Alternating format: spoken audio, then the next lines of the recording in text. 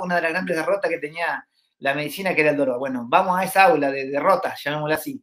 Y a mí se me ocurrió que si vamos a una aula de derrotas, en algo que estábamos claramente sobrepasando en 2013, es que no sabíamos nada de cannabis. O sea que me parecía que los profesores teníamos que sentir el rigor del desconocimiento en carne propia para poder recién ahí transmitirle al alumno un concepto mucho más democrático. Bueno, parecía muy loco planteado en 2013, pero rápidamente la Cátedra de Farmacología Básica tomó la idea, les pareció lógico y llamativamente nos puso en el seminario de adicciones. O sea, bien. O sea, que claramente el espacio que existía en la facultad en ese momento era el seminario de adicciones. Bueno, entonces ahí entramos en el seminario de adicciones, pero claro, llamativamente al seminario de adicciones no iba nadie y ese día explotó el aula. Bueno, entonces ahí nos dimos cuenta que teníamos que seguir insistiendo, quizás cambiándole el título o no cambiándole el título, porque eso era lo contradictorio, que en el seminario de adicciones se hablara del sistema endocannabinoide. ¿Qué es lo que tiene la temática? O sea, lo contradictorio.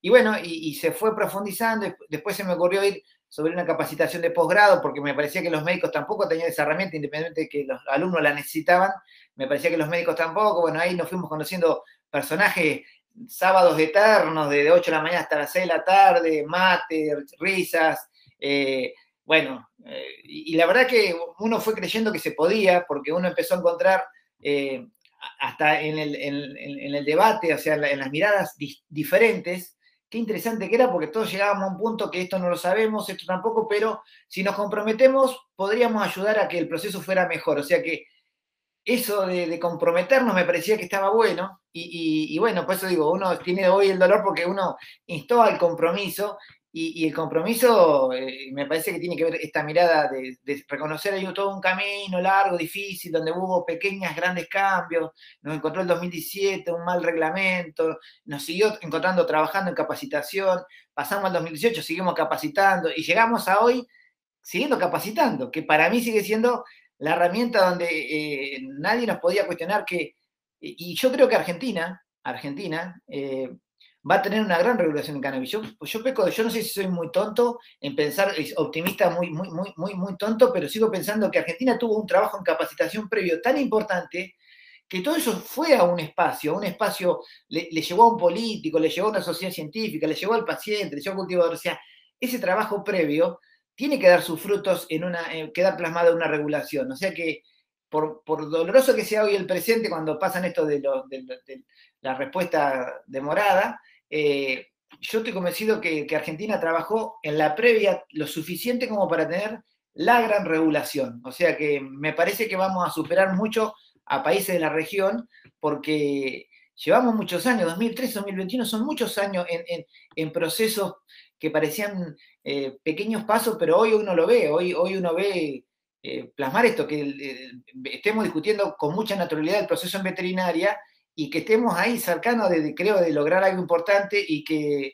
se discuta en todas las capacitaciones veterinarias. Eso no lo tendrá la ley todavía, pero lo tiene ya la sociedad científica legitimado. Entonces, es un paso el otro. De la ley a eso hay un pasito. Si la sociedad no lo legitimaba, estábamos lejísimos de la ley perfecta. Pero bueno, yo creo que la real herramienta transformadora, para mí sigue siendo estos trabajos en educación, lo que hacen ustedes en la facu de ustedes, lo que hacemos nosotros en los procesos cuando nos vamos ahora a capacitar a la fuerza de seguridad. ¿Saben lo que es intentar capacitar a la fuerza de seguridad, a los fiscales? Bueno, pero me parece que nos animamos porque creemos claramente que hay un camino recorrido, sólido, donde se discutió con sociedades científicas muy duras como la neuropediatría. Uno diría, qué difícil que es capacitar al Ministerio de Seguridad. A la Sociedad de Neuropediatría, meterle esta temática en un congreso nacional era más difícil. A la Sociedad de Psiquiatría, metérselo en el Congreso Nacional también era difícil. O sea que la sociedad científica no fue muy amigable con la temática, y fueron barreras que se fueron de alguna forma resolviendo. Entonces me parece que 2013, 2021, yo no creo de haber dejado de dar muchísimas clases en muchísimos espacios, algunos amigables, otros no tan amigables, como para que hoy uno dice, pero la clase no es tan diferente, Marcelo. Si ustedes ven mi clase y la deben tener grabada, yo no debo decir cosas muy diferentes. Ahora, llamativamente, imagínense que arrancamos con epilepsia refractaria, que se podía hablar e investigar solamente epilepsia refractaria. Y mi clase de dolor sigue teniendo algunos matices, pero sigue diciendo más o menos lo que planteamos en 2013-2014. Había que indagar una herramienta para el dolor. Y hoy es posible. O sea, hoy tenemos una herramienta para el dolor. Más mejorable, no sé qué, pero tenemos una herramienta para el dolor, que no, era impensado en el 2013 manipular esa herramienta. Bueno, entonces creo que ese es el camino que nos va a llevar mucho más lejos si discutimos esto, procesos educativos, procesos de compromiso, procesos legislativos, y bueno, me parece que eso y yo, bueno, hoy de la angustia que tenía del cansancio, yo decía, bueno, pero cerrar el año con ustedes a mí me significa volver a sentir que vale la pena, porque vine a hacer el proceso y ustedes de alguna forma lo fueron reflejando también, porque esto es un seguimiento mutuo. Ustedes me siguen a mí, yo lo sigo a ustedes, o sea que el crecimiento lo hemos percibido todos, o sea, cuando a mí un paciente de Bahía Blanca me habla bien de ustedes, yo me siento grande, o sea, digo, qué bueno que en esa instancia las cosas se estén resolviendo fantástico, o sea, eso para mí sigue siendo la capacidad transformadora de la educación, o sea, eso es haber entrado en un diálogo y que ustedes hayan tomado la posta y que vayan por la cátedra y que desarrollen otro escenario. Me encuentro con Ale en Chaco, o sea, un ámbito complejo, Chaco, cannabis industrial, calor, mosquitos, y ahí estamos, vamos a ver qué pasa. Ahora vamos a Salta con Nico, o sea que indudablemente que nadie nos podría decir que no recorrimos, que no somos federales en el propósito de capacitar, o sea, fuimos a Chaco, fuimos a Entre Ríos, fui a La Rioja, San Juan, me falta Río Negro, Neuquén, todos los lugares donde nos dieron un espacio los ocupamos y me parece que eso está muy bueno, así que olvidémonos de los dolores y vayamos sobre la herramienta que me parece que entre todos la hacemos cada día más fuerte. Marcelo, algo que además me parece sumamente necesario recalcar, hablando de esto de si vemos el vaso medio lleno o medio vacío, más allá de que, como bien comentás, esto es un proceso de una lucha de muchos años, hace casi 10 años, como bien contás. La ley la tenemos de 2017 y sin embargo los mayores avances que por lo menos, o sea, llegaron a la gente, que la gente los puede ver, porque sabemos que el detrás de cámara es mucho más grande, fueron en el medio de una pandemia. Y para mí eso, y además hubo años que no tuvimos Ministerio de Salud, independientemente, no quiero que esto se lea con un tinte político partidario, estoy hablando de institucionalmente, estaba muy quebrado el Ministerio de Salud, el Estado, las organizaciones, y para mí no es menor que se le haya dado el espacio y todo lo que se avanzó, la reinterpretación que tuvo la ley, que enseguida se aplicó el registro, y bueno, después se van dando cosas que son naturales en los procesos, que hay que ir para adelante, 2 pasos para atrás, que te encontrás con resistencias, con grupos que tienen intereses, por ejemplo, muy individuales, muy particulares, y que bueno, se dan estas peleas, pero a lo que voy es que yo estoy sumamente feliz, orgullosa de que vos estés liderando esto, habernos podido formar, a formarnos con vos, pero para mí es sumamente recalcable y es algo que yo siempre les digo a los usuarios y usuarias que consultan, de que esto se haya dado en el proceso de una pandemia que llevó tantos desgastes del sistema de salud en general, que el sistema de salud son personas, como vos recién decías, la gente habla del Ministerio de Salud, el Estado, somos personas y son personas lo que está atrás de todo esto, para mí es maravilloso, así que nada. No, yo digo, no lo personalizo. Hubo decisión política. Creo que uno como médico no entiende que, bueno, estamos acostumbrados a la discusión de que una decisión política puede impactar tanto. Yo recuerdo haber estado como médico rural y estaba con Martín Brandazo bueno, Martín ya tenía una mirada política y yo seguía como médico rural enfrascado en mí. Bueno, hay un nene con fiebre, Martín, te tengo que dejar.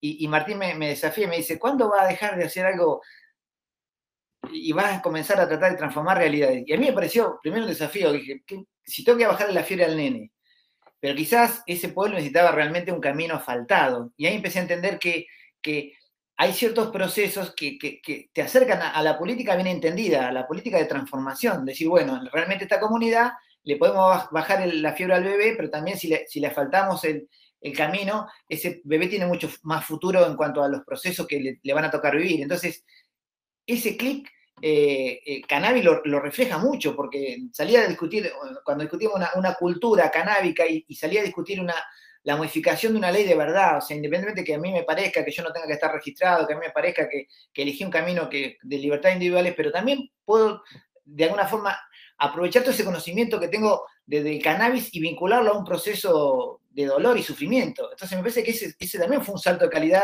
de las organizaciones, porque de alguna forma entendieron que tenían una herramienta que los validaba y que los ponía ante la sociedad como agentes de transformación y de cambio muy positivo cuando habían sido de alguna forma marginados. Pero a su vez, combinar ese escenario de esa cultura con escenarios de sociedades científicas es muy complejo. Y lo interesante es que lo fuimos consolidando a esa fusión. O sea que hoy las sociedades se sienten de alguna forma representadas por nosotros y nos acompañan, nos encontramos en Chaco y nos saluda un fulano y está bueno, o sea, indudablemente que no nos salimos de ese pedestal y nos pusimos a la par de todos y nos pusimos a discutir interesante, discutir leyes. A mí y yo soy básicamente un capacitador médico, entrenado médico casi toda mi vida profesional, lo veo como un proceso, es otro el discurso que tiene hoy el médico, se corrió de esa clase magistral, yo digo, en esta clase que la repito y digo siempre cosas distintas, alguien va a decir, pero este que menciona la misma diapositiva dice algo distinto, y que lo que refleja es mi desconocimiento, claramente, o mi necesidad de aprendizaje.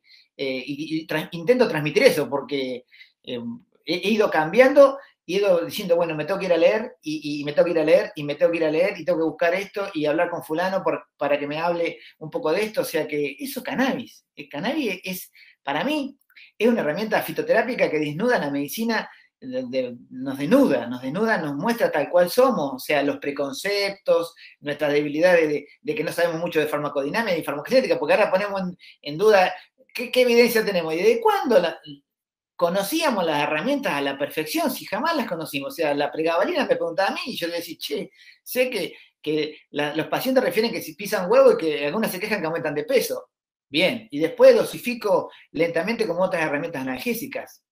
Bien, no mucho más de esta herramienta que manejo con mucha familiaridad en el consultorio. Digo porque eso también desnuda cómo la vara y la mirada, me he vuelto totalmente exigente del cannabis, y está bueno porque de eso me lleva a preguntarme, che, ¿y por qué no sé tanto de esto otro? Porque si yo voy a farmacología básica, los alumnos me van a preguntar, aguas abajo, ¿qué pasa a nivel intracelular? Y yo no me pregunto qué pasa agua abajo de la mayor parte de las herramientas que uso, ni en qué receptor pegan.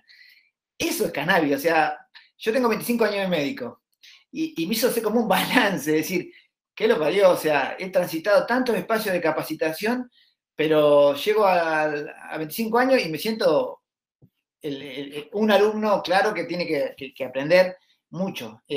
Para mí, eso me insistía mucho mi maestro, mi profesor, que llegó del CAN a facultad, se levantaba todos los días 5 de la mañana y uno decía, pero si este loco sabe mucho.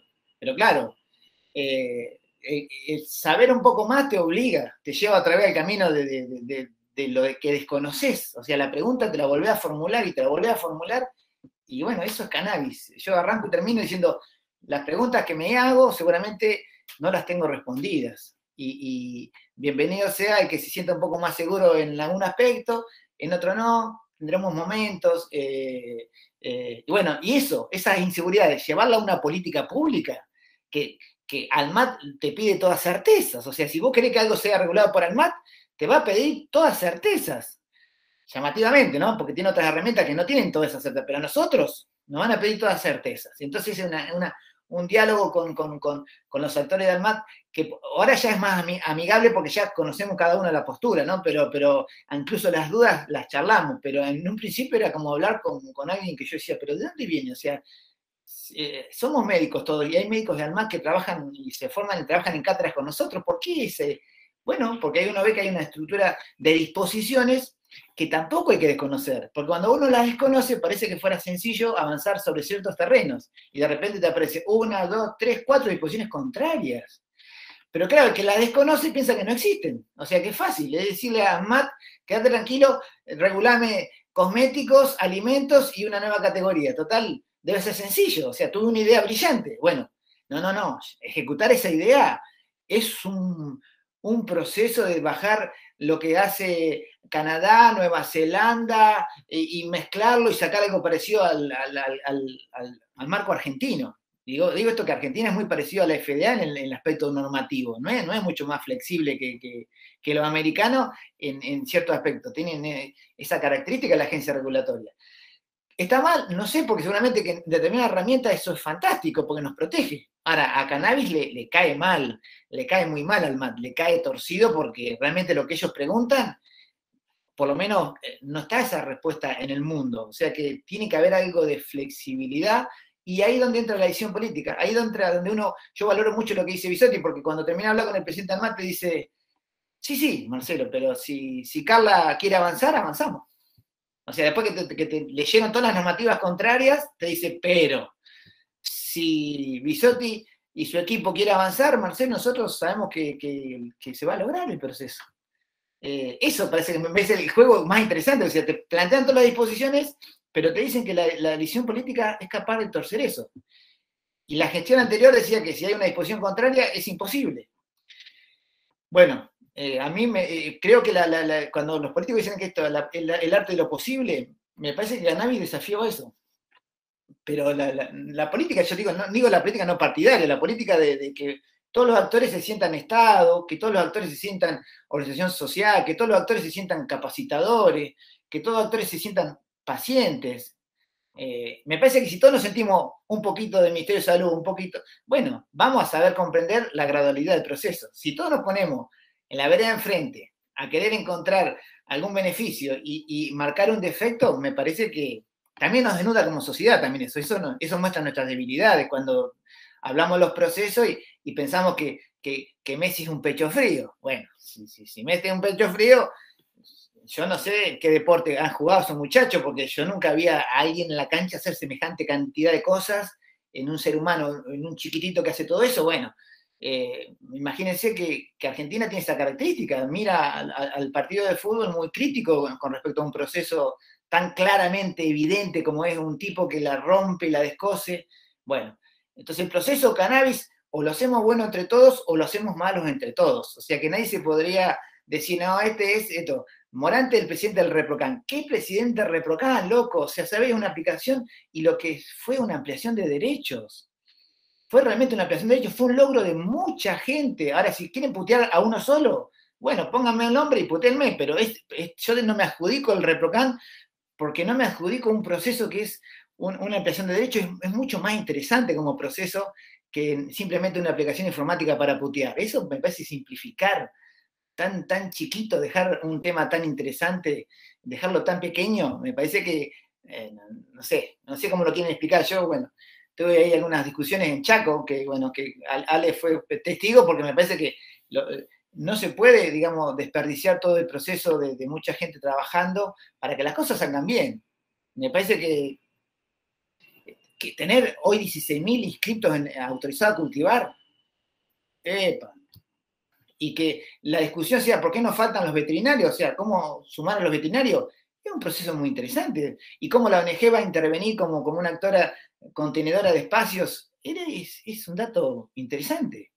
Y yo te puedo decir que con emoción, cuando participaron las ONG con la ministra, yo dije, bueno, a ver cómo participan, a ver si le bajan números la demora del ReproCan a la ministra.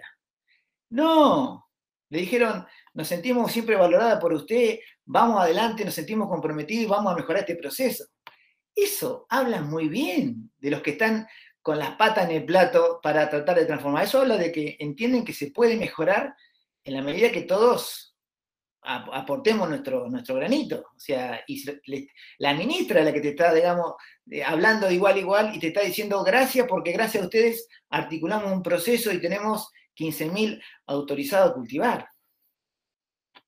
Yo no sé, no sé cuántos consejos asesores del programa, porque el programa Cannabis es pequeñito en el Ministerio de Salud, es muy pequeñito. Te puedo contar que es un programa dentro de una dirección, es un programa, es algo muy pequeño. Que la ministra baje a ese consejo asesor de ese programa y haya estado en casi todas las reuniones de agenda y nos plantee y nos desafía a trabajar todos juntos, no se adjudicó el proceso, no dijo yo logré, no, reconoció el trabajo de la sociedad. Che, loco, eso para mí es un gesto, ya te digo, no lo pongo partidario, Yo no la conocía, Carla Bisotti, la conocí en ese proceso. Me emocionó cuando se lo dijo a la ONG y cuando la ONG respondió adecuadamente. Yo me siento, digo, no el presidente del ReproCan, me siento el espectador más interesante y que está ahí y viendo un proceso que emociona y que me transforma. Ya digo, hoy me siento agobiado porque realmente llegar viernes y que te puteen toda la voz del ministerio no está bueno. Pero está bien. Quizás sea el costo necesario por algún día contar la historia de que en muchos años pasaron cosas lindas, los conocí a ustedes, tiran para adelante, le van. Yo feliz.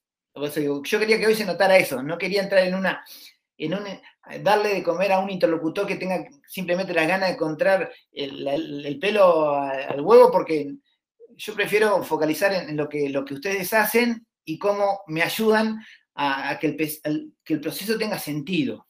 Porque yo hablo de educación como herramienta transformadora, pero los que han llevado al territorio este proceso han sido ustedes. Yo tenía una idea, 2013, estamos en 2021, y si no está la amplificación de los procesos, sería imposible haber abarcado todo el país con capacitaciones. O sea, ustedes, lo hizo Rosario, lo hace bien La Plata, lo hace Comahue, lo hace, muchas universidades han tomado con la seriedad el tema para bajar, lógicamente. Entonces yo digo, para mí el escenario es ese, el escenario es, tomemos las críticas, que son siempre importantes tenerlas como para no equivocarnos, tampoco para no creernos que el proceso finalizó, pero no dejemos de valorizar que la herramienta que transformó todo este proceso fue la educación. La educación fue lo que le puso un sentido, y ya le digo, vamos a remontarnos al 2013, pero podemos ir un poquito más atrás.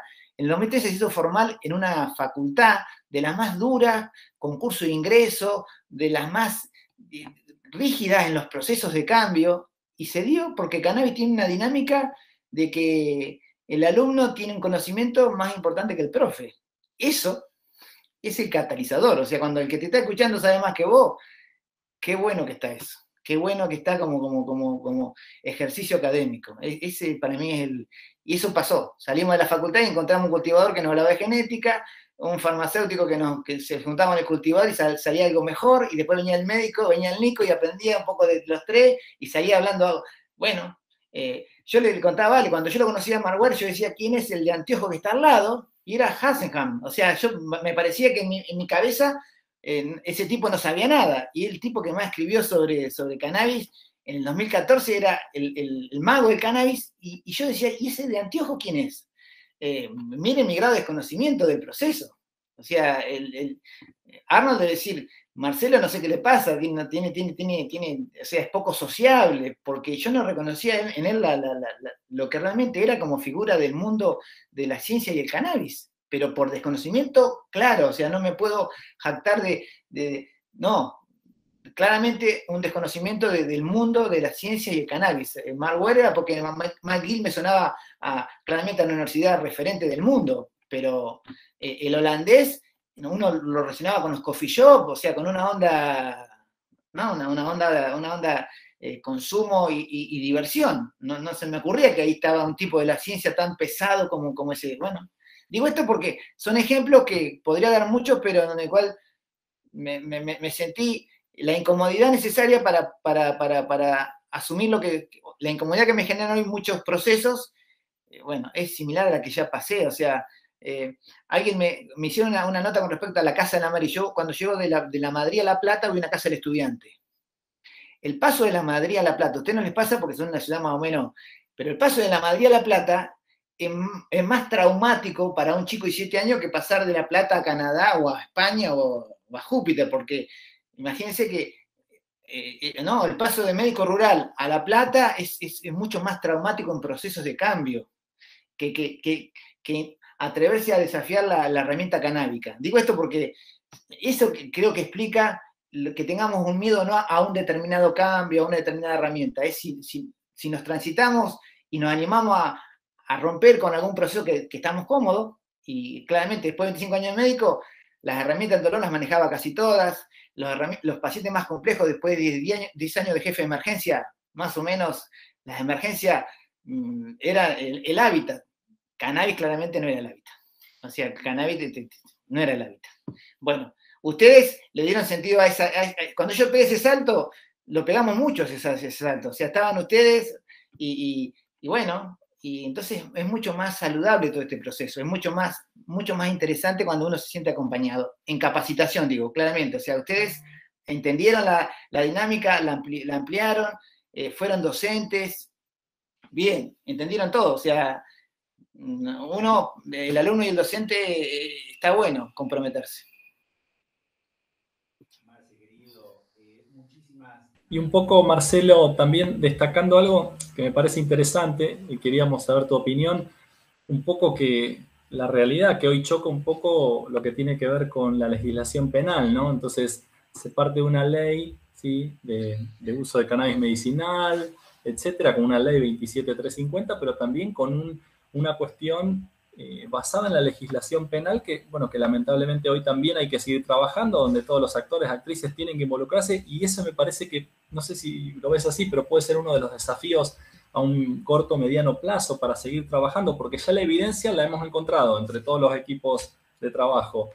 La parte legislativa, ampliación de derechos, va muy bien encaminada en comparación con la región, ni hablar, lejos, y a nivel mundial creo que también es superadora en muchos aspectos, pero esta cuestión penal, ¿cuál es tu visión al respecto? Bueno, ayer me tocó discutir con una abogada, yo digo, ¿cómo da la dinámica? Porque uno se anime a debatir cuestiones de leyes con abogados, ¿no? Entonces me decía, no, pero no sé por qué sos tan crítico de la legislación penal.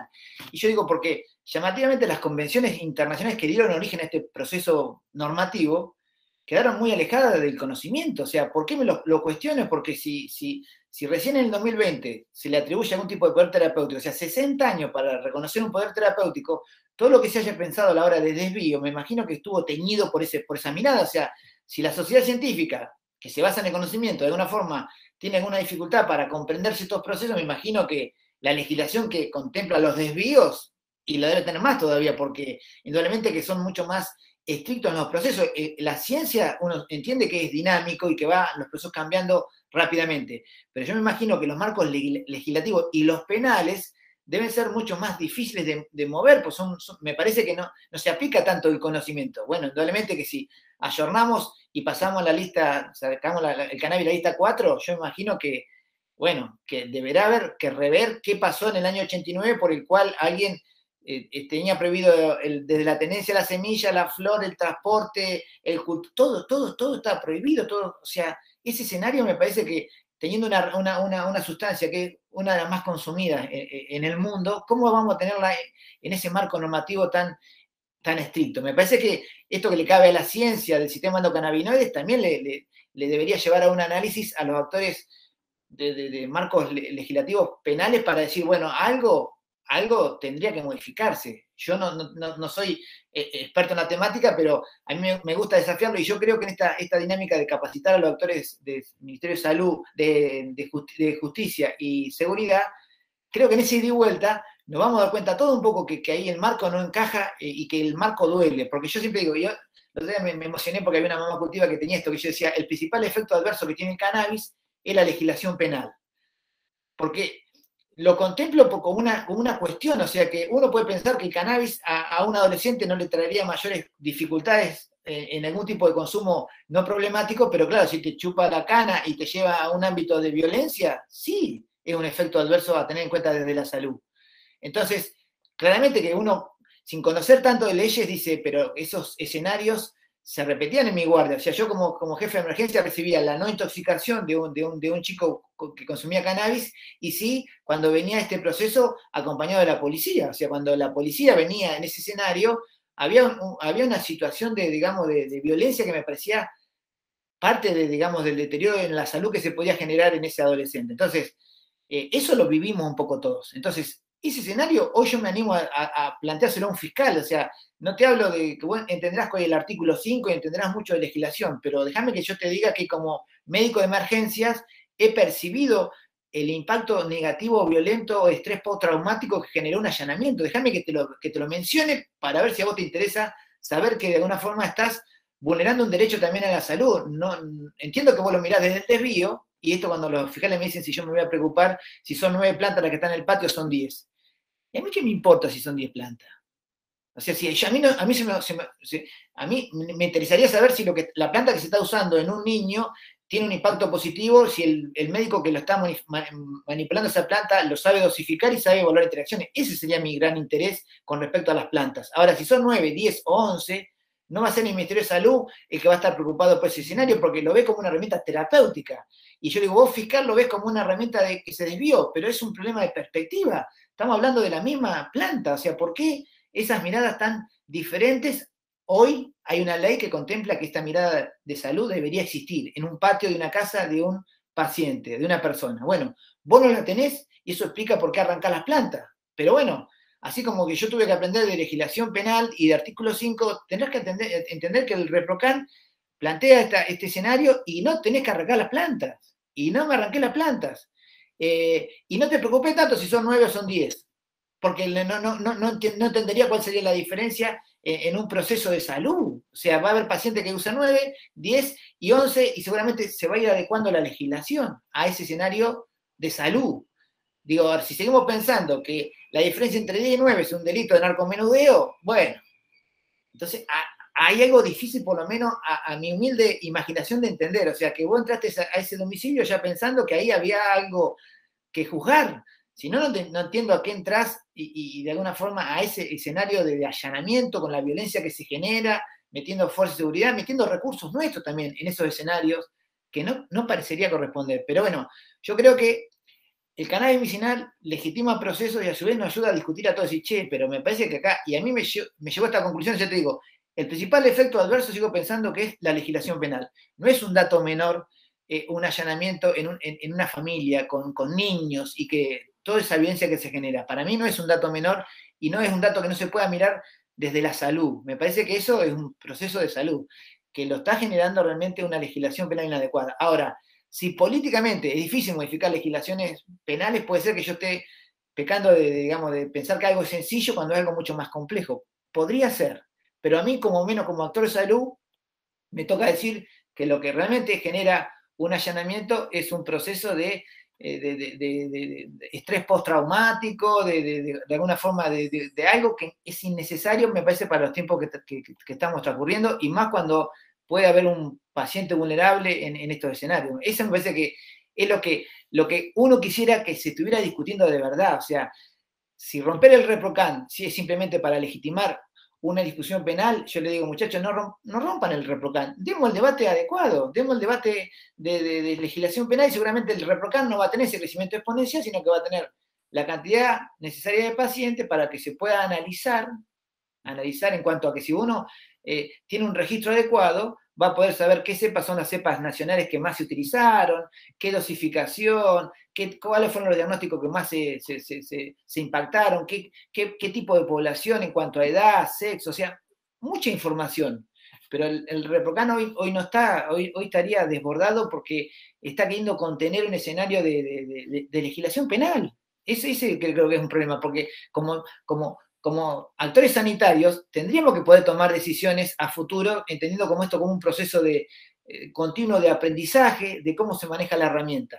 Pero nosotros vamos a tener que basarnos seguramente en otro registro. En el registro de Argentina no nos podríamos basar porque el registro de Argentina tiene incluido actores que claramente se acercaron al registro para no ser allanados. Y seguramente nosotros que estamos acá en esta discusión también lo haríamos. Yo no estoy cuestionando el proceso de por qué, sí cuestiono un poco si me mandan una carta de documento para que esto sea más rápido. Digo, bueno, no rompas el recurso, pero claramente entiendo que cualquier persona que quiera descansar bien en Argentina intentaría inscribirse en el ReproCan para que su familia no sea de alguna forma violentada. Fíjense, simplemente para descansar. Y muchos pacientes refieren, porque al principio cuando se demora el ReproCan vienen todas enojos, ¿no? Enojo, y después de repente viene uno y dice, gracias a su trabajo he logrado que mi familia descanse mejor. Podría ser un dato que pase de largo, pero para mí, que una familia descanse mejor, en Argentina, que ha sido de alguna forma violentada en muchas partes de nuestra historia, eso es mucho, es muchísimo eso. Por eso digo, yo creo que hay gente muy joven que no ha vivido ciertos procesos, pero en Argentina, que una familia te refiera que desde que tiene una autorización duerme más tranquilo. Y bueno, eso es ampliar derecho. Eso no, llámenlo ReproCan, llámenlo como quieran llamarlo. Eso realmente hace que lo que hacen ustedes tenga un valor y un sentido espectacular. O sea, ustedes deben haber escuchado esto. Cuando alguien recibe la autorización dice, oh, ¿sabe? Me cambió la vida. Sí.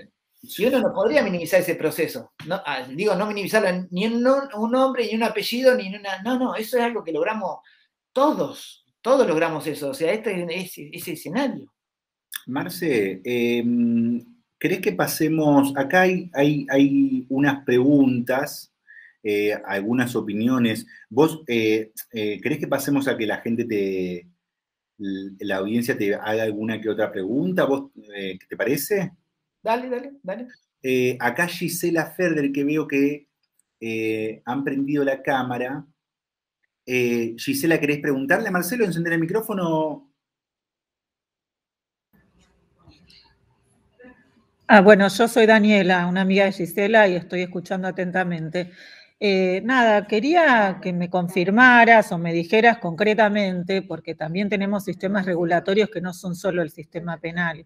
Existe el ANMAT y hasta donde yo sé, por lo menos, hay muy pocas patologías. Estoy hablando de patologías en las que está aprobado el uso de cannabis medicinal. Quería saber si hay alguna actualización de eso. No, las agencias regulatorias del mundo, o sea, acuérdense que la ANMAT... pero hablemos de Argentina y las prescripciones que podemos hacer los médicos en Argentina, por eso es mi pregunta muy puntual. No, pero por eso puntual, o sea, cualquier agencia regulatoria, ANMAT y la del mundo, se basa en la evidencia. Yo te pregunto a ¿vos pensás, Gisela, que hay mucha evidencia? No, yo soy Daniela, pero Daniela, no ¿hay mucha evidencia como para que la agencia regulatoria diga... No, yo no estoy confrontando, solamente te estoy preguntando, porque me parece importante que todos tengamos un marco de referencia, porque estamos hablando de algo que evidentemente tiene alguna evidencia, pero para prescribirlo tenemos que tener la potestad y no meternos en problemas. Entonces, yo te pregunto esto concretamente, quiero una respuesta concreta. ¿Sí, está aprobado para tal y tal cosa o no? La respuesta concreta es, el mundo la aprobó para epilepsia refractaria porque tiene ensayos clínicos controlados, autorizados. O sea que la agencia regulatoria lo vieron ahí y la FDA lo aprobó. Ahora. Y el ANMAT también, esas dos las sé. Bien. Entonces, acá el país, pero los países dijeron, vamos a hacer guías clínicas, vamos a basarnos en opinión de expertos. Bueno, y vamos a poner en qué tiene mayor uso con determinada baja evidencia, pero tiene mayor uso. O sea que hay países que dijeron, vamos a tomar lo que se usa. El ReproCan, por eso decidió no poner un límite en patologías, precisamente para acercarnos al mundo. Es decir, ANMAT va a pedir, si vos quisieras importar en espasticidad y esclerosis múltiple, te va a pedir evidencia, porque para que ingrese el producto al país te va a pedir la evidencia concluyente en ese escenario. Bien, y va a ver lo que la Sociedad Europea dijo que sí, Canadá dijo que sí, la Sociedad Europea dijo que sí, Estados Unidos dijo que no. Argentina tiene que decir, bueno, ¿qué tomo? Lo que dice la Sociedad Europea, lo que dice Estados Unidos, no, ¿sabe qué hace ANMAT? ¿Qué tendría que hacer hoy ANMAT? Pedirle al Ministerio de Salud. Entonces el Ministerio de Salud te toma la indicación tuya y dice, mira, la indicación de Daniela no tiene evidencia concluyente, pero el paciente en particular tiene determinada sintomatología que podría ser saludable. No, pero no funciona así. Si vos prescribís algo que no está permitido, tenés un serio problema legal. Si bueno, ¿me estás preguntando o me estás dando eso? Yo te estoy diciendo la respuesta, preguntando si había alguna... Lee la resolución 654 y fíjate que la 654 dice que ANMAT va a preguntarle al Ministerio de Salud con determinadas patologías y su evidencia. Nos va a preguntar a nosotros, eso no existía antes. Antes decidía ANMAT. Hoy, en este contexto, le pregunta al Ministerio de Salud en determinadas patologías, porque el Ministerio de Salud decidió no hacer un listado de patologías, por esto que le pasa al mundo, el listado de patologías no aparece, porque hay guías que dicen 32, pero cuando vos vas a la evidencia concluyente te dicen 4.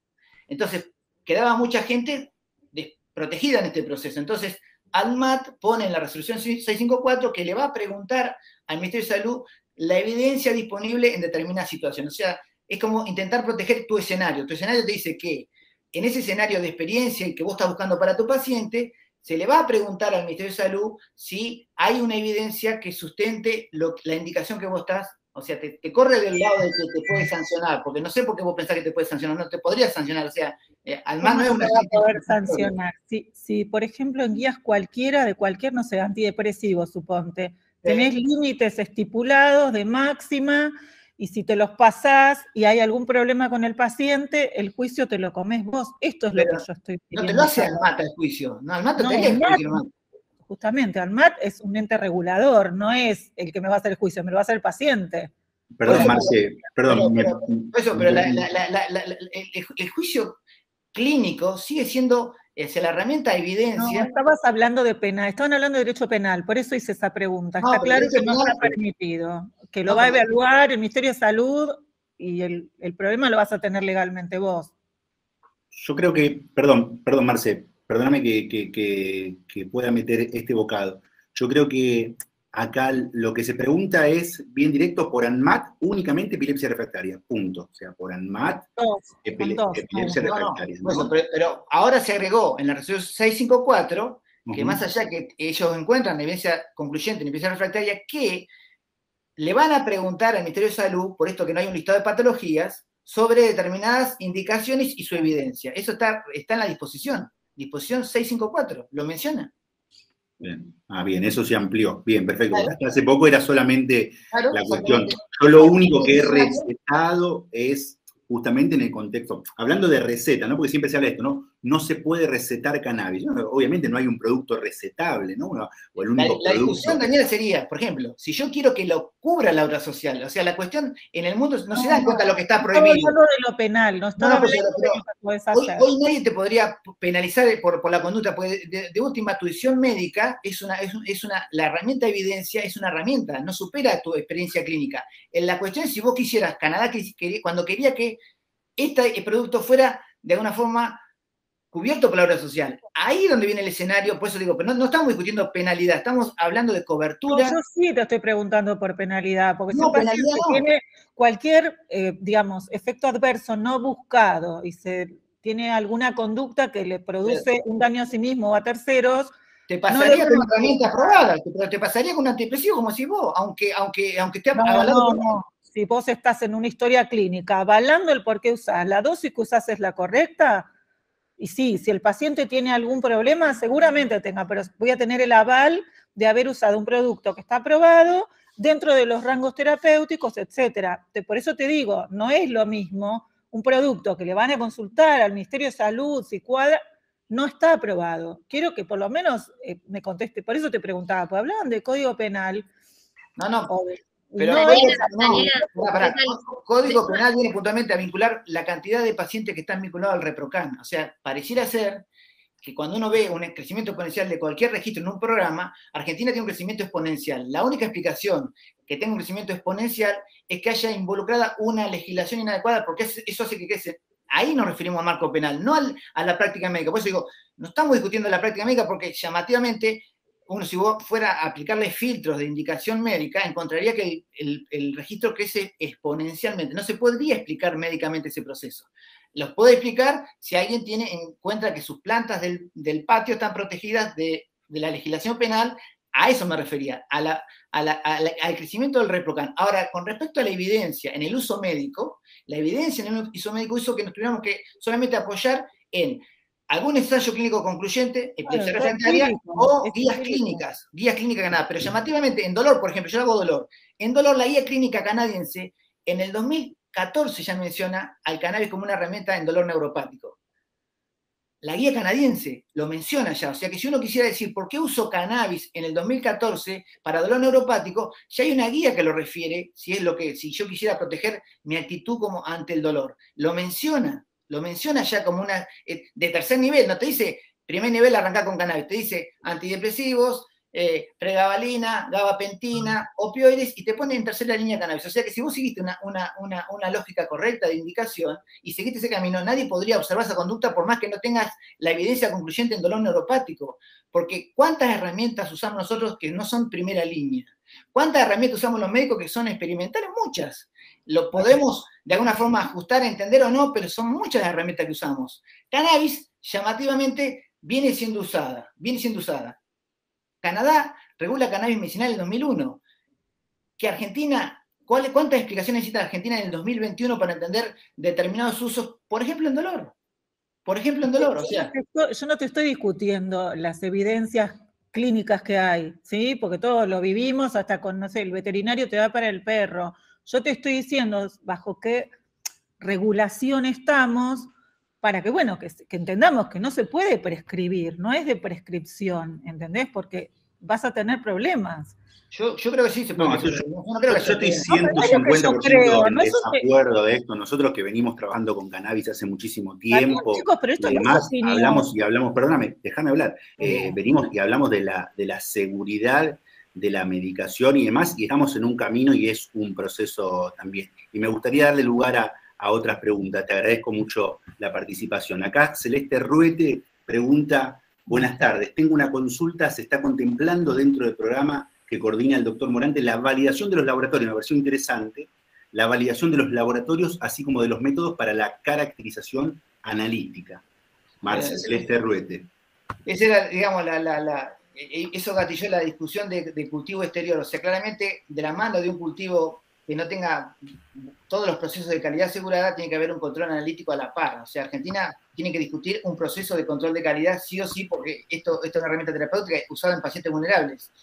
En un momento se alinearon, digamos, los procesos de qué universidades podrían estar, digamos, a disposición o tendrían la aparatología para hacerlo, y INAME diseñó una guía bastante escueta, pero necesaria de aplicar en cuanto a los ratios de THC, CBD, libre de contaminantes. Eso sería lo que uno diría le está faltando al registro en cuanto a que debemos tener acceso, y si el médico en el consentimiento informado pone que debería, por determinado motivo, tener un control de calidad, el Estado nos asegure ese control de calidad para determinado paciente. Me parece que ese es el escenario que tiene, esa es una deuda que tiene el sistema para poder realmente acercarse a los pacientes más vulnerables y decir, bueno, le permito la indicación, pero también le debo permitir el control de calidad, porque el cultivo controlado se refiere al control de calidad. Bueno, ahí donde la red de CONICET y las universidades van seguramente a colaborar en el proceso y de alguna forma tendremos que informarlo, la analítica, todos en las mismas unidades,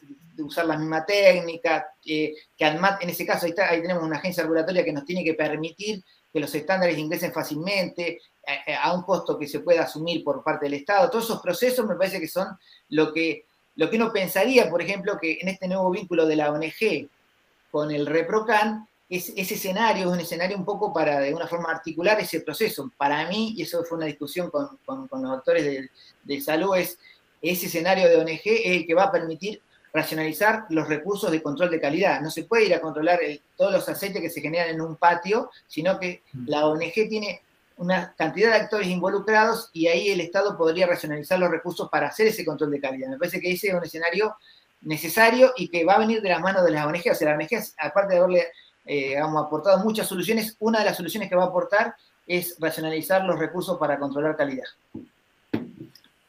Marcelo, también acá, bueno, en el chat de YouTube, la gente recontra agradecida. Saludos desde Necochea, increíble escucharlos. Desde acá aprendiendo mucho más. Te felicito y te admiro. Te seguimos y estudiamos gracias a vos. Por otra parte, toda gente tirando muy buena energía, agradeciendo y también solicitando de que necesitamos ser más los que estén en el posgrado, todas las ofertas académicas. Y también respecto a estas capacitaciones, ¿qué es lo que se está trabajando actualmente en el ministerio, en las universidades? Porque hay mucha gente ávida de conocimiento que también quiere seguir un poco aprendiendo de la temática. Para mí se dio una alianza estratégica que fue como modelo este año que dio la articulación Ministerio de Salud, Universidad Nacional Arturo Jaureche y CONICET. Me parece que eso fue el primer modelo de articulación entre una universidad nacional y estos actores. Me parece que ese es un modelo de capacitación que se tiene que replicar. Tenemos universidades como la de ustedes, o sea, hay muchas universidades del país que de alguna forma tendrían que articular esos procesos. Aún así, sin haber tenido un convenio concreto, a mí me tocó ir a San Luis, a Rosario, a la de ustedes, a La Rioja, a la Universidad del Centro, o sea que de alguna forma están todas las universidades alineadas, pero bueno, si uno tiene la contención de un Ministerio de Salud que contempla esto que dijimos, la educación como herramienta transformadora, me parece que el de la UNAG es un modelo de ser mucho más amplio, o sea que había cuando arrancamos casi 9.000 prescriptos en la dinámica, a su vez, los requerimientos para ser parte ya no apuntábamos al médico como el único actor que puede ser blanco de estas capacitaciones. Hablamos de la sociedad en general, de distintos actores de salud, y me parece que eso es a lo que debe aspirar esta mirada nueva del cannabis como herramienta, apuntar al farmacéutico que sea digamos, riguroso en determinados aspectos, al bioquímico, al kinesiólogo, al fisioterapeuta, a todos los actores que de alguna forma son importantes en ese escenario. Me parece que si seguimos indagando eso por un lado, y a su vez, si vamos sobre el Ministerio de Seguridad y sobre el Ministerio de Justicia, me parece que se cierra un círculo necesario. Por eso yo entendía que la compañía se enojaba con esto, porque hablábamos de legislación penal. Y porque la legislación penal nos sigue pegando en este escenario. Y hay que hacer la distinción. No tiene que. ANMAT es un agente regulatorio con respecto a un proceso de cualquier producto en uso humano y tiene determinadas disposiciones que de alguna forma controlan ese proceso. Pero no se aleja totalmente de lo que uno piensa de la legislación penal. O sea, pensar que ANMAT es un actor de salud y que nos va a pedir evidencia y que nos va a pedir controles de calidad necesarios, creo, en el proceso. Bien. Trabajaremos con ellos el proceso a ver qué tan flexible o con qué vara medimos un producto que tiene grado farmacéutico de un producto fitoterápico. Bien, esa es una discusión que podemos con ANMAT, pero con ANMAT no vamos a discutir legislación penal. Con legislación penal tenemos que discutir con los actores que de alguna forma son los que expresan la legislación penal. Con ANMAT vamos a discutir evidencia, controles de calidad y con qué vara podemos decir que un producto tiene una calidad que nos permite el uso en determinadas situaciones. Me parece que esa es la discusión que se está dando hoy con ANMAT.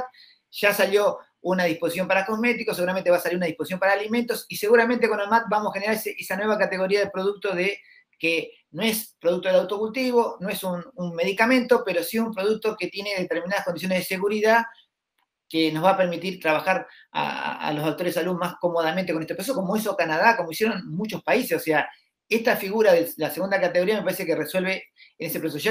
Esa es la discusión me parece que tenemos que dar con ANMAT. Nadie, digamos, es contrario a que los controles de calidad son necesarios para cualquier proceso de salud, enfermedad y vincular una herramienta. Nadie renegaría de eso. Ahora, claramente, entendiendo que es un fitoterápico, no porque sea cannabis no va a poder ser parte de una formulación magistral. Porque cannabis está prohibido, ¿no? Salgamos de la palabra prohibido y fijémonos si tenemos sustancias con estándares de calidad para sumar a un preparado magistral, a un fitoterápico. Bien, y el artículo 7 y el artículo 8 de alguna forma amplía ese escenario. Ahí ANMAT está claramente referenciado en ambos procesos. INAME es una estructura de ANMAT que nos busca orientar en los procesos de control analíticos. O sea, me parece que no debe quedar nadie afuera del proceso. O sea, uno puede tener discusiones con ANMAT. Diferente sería pensar que ANMAT no tendría que participar, porque si no, ahí estaríamos cometiendo el mismo error que de alguna forma nos quejábamos nosotros. No, no tiene que estar, no.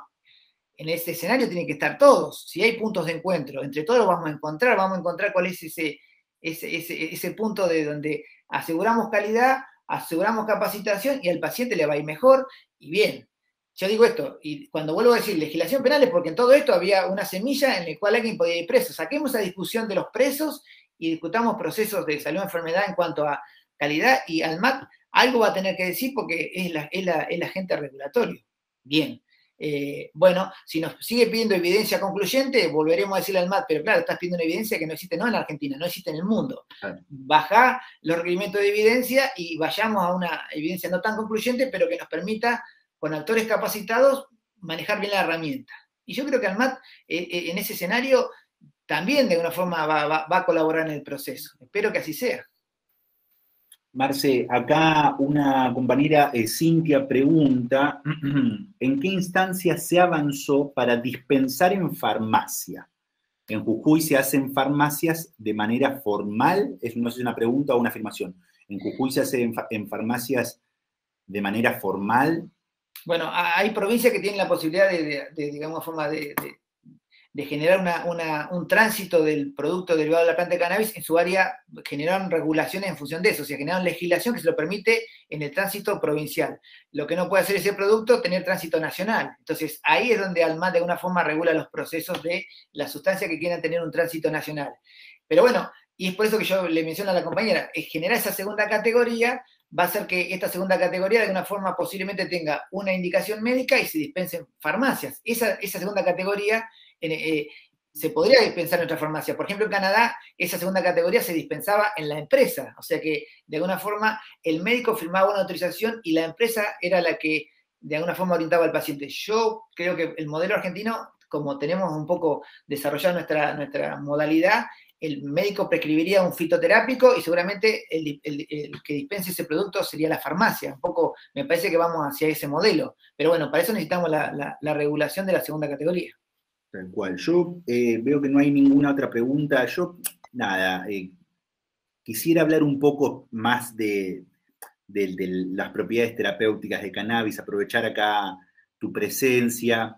Una pregunta disparadora que se me ocurre es, en Argentina, ¿no? En tu experiencia, en estos años que venís acompañando pacientes, ¿qué has visto que son sus usos más frecuentes, sus aplicaciones con mayor beneficio?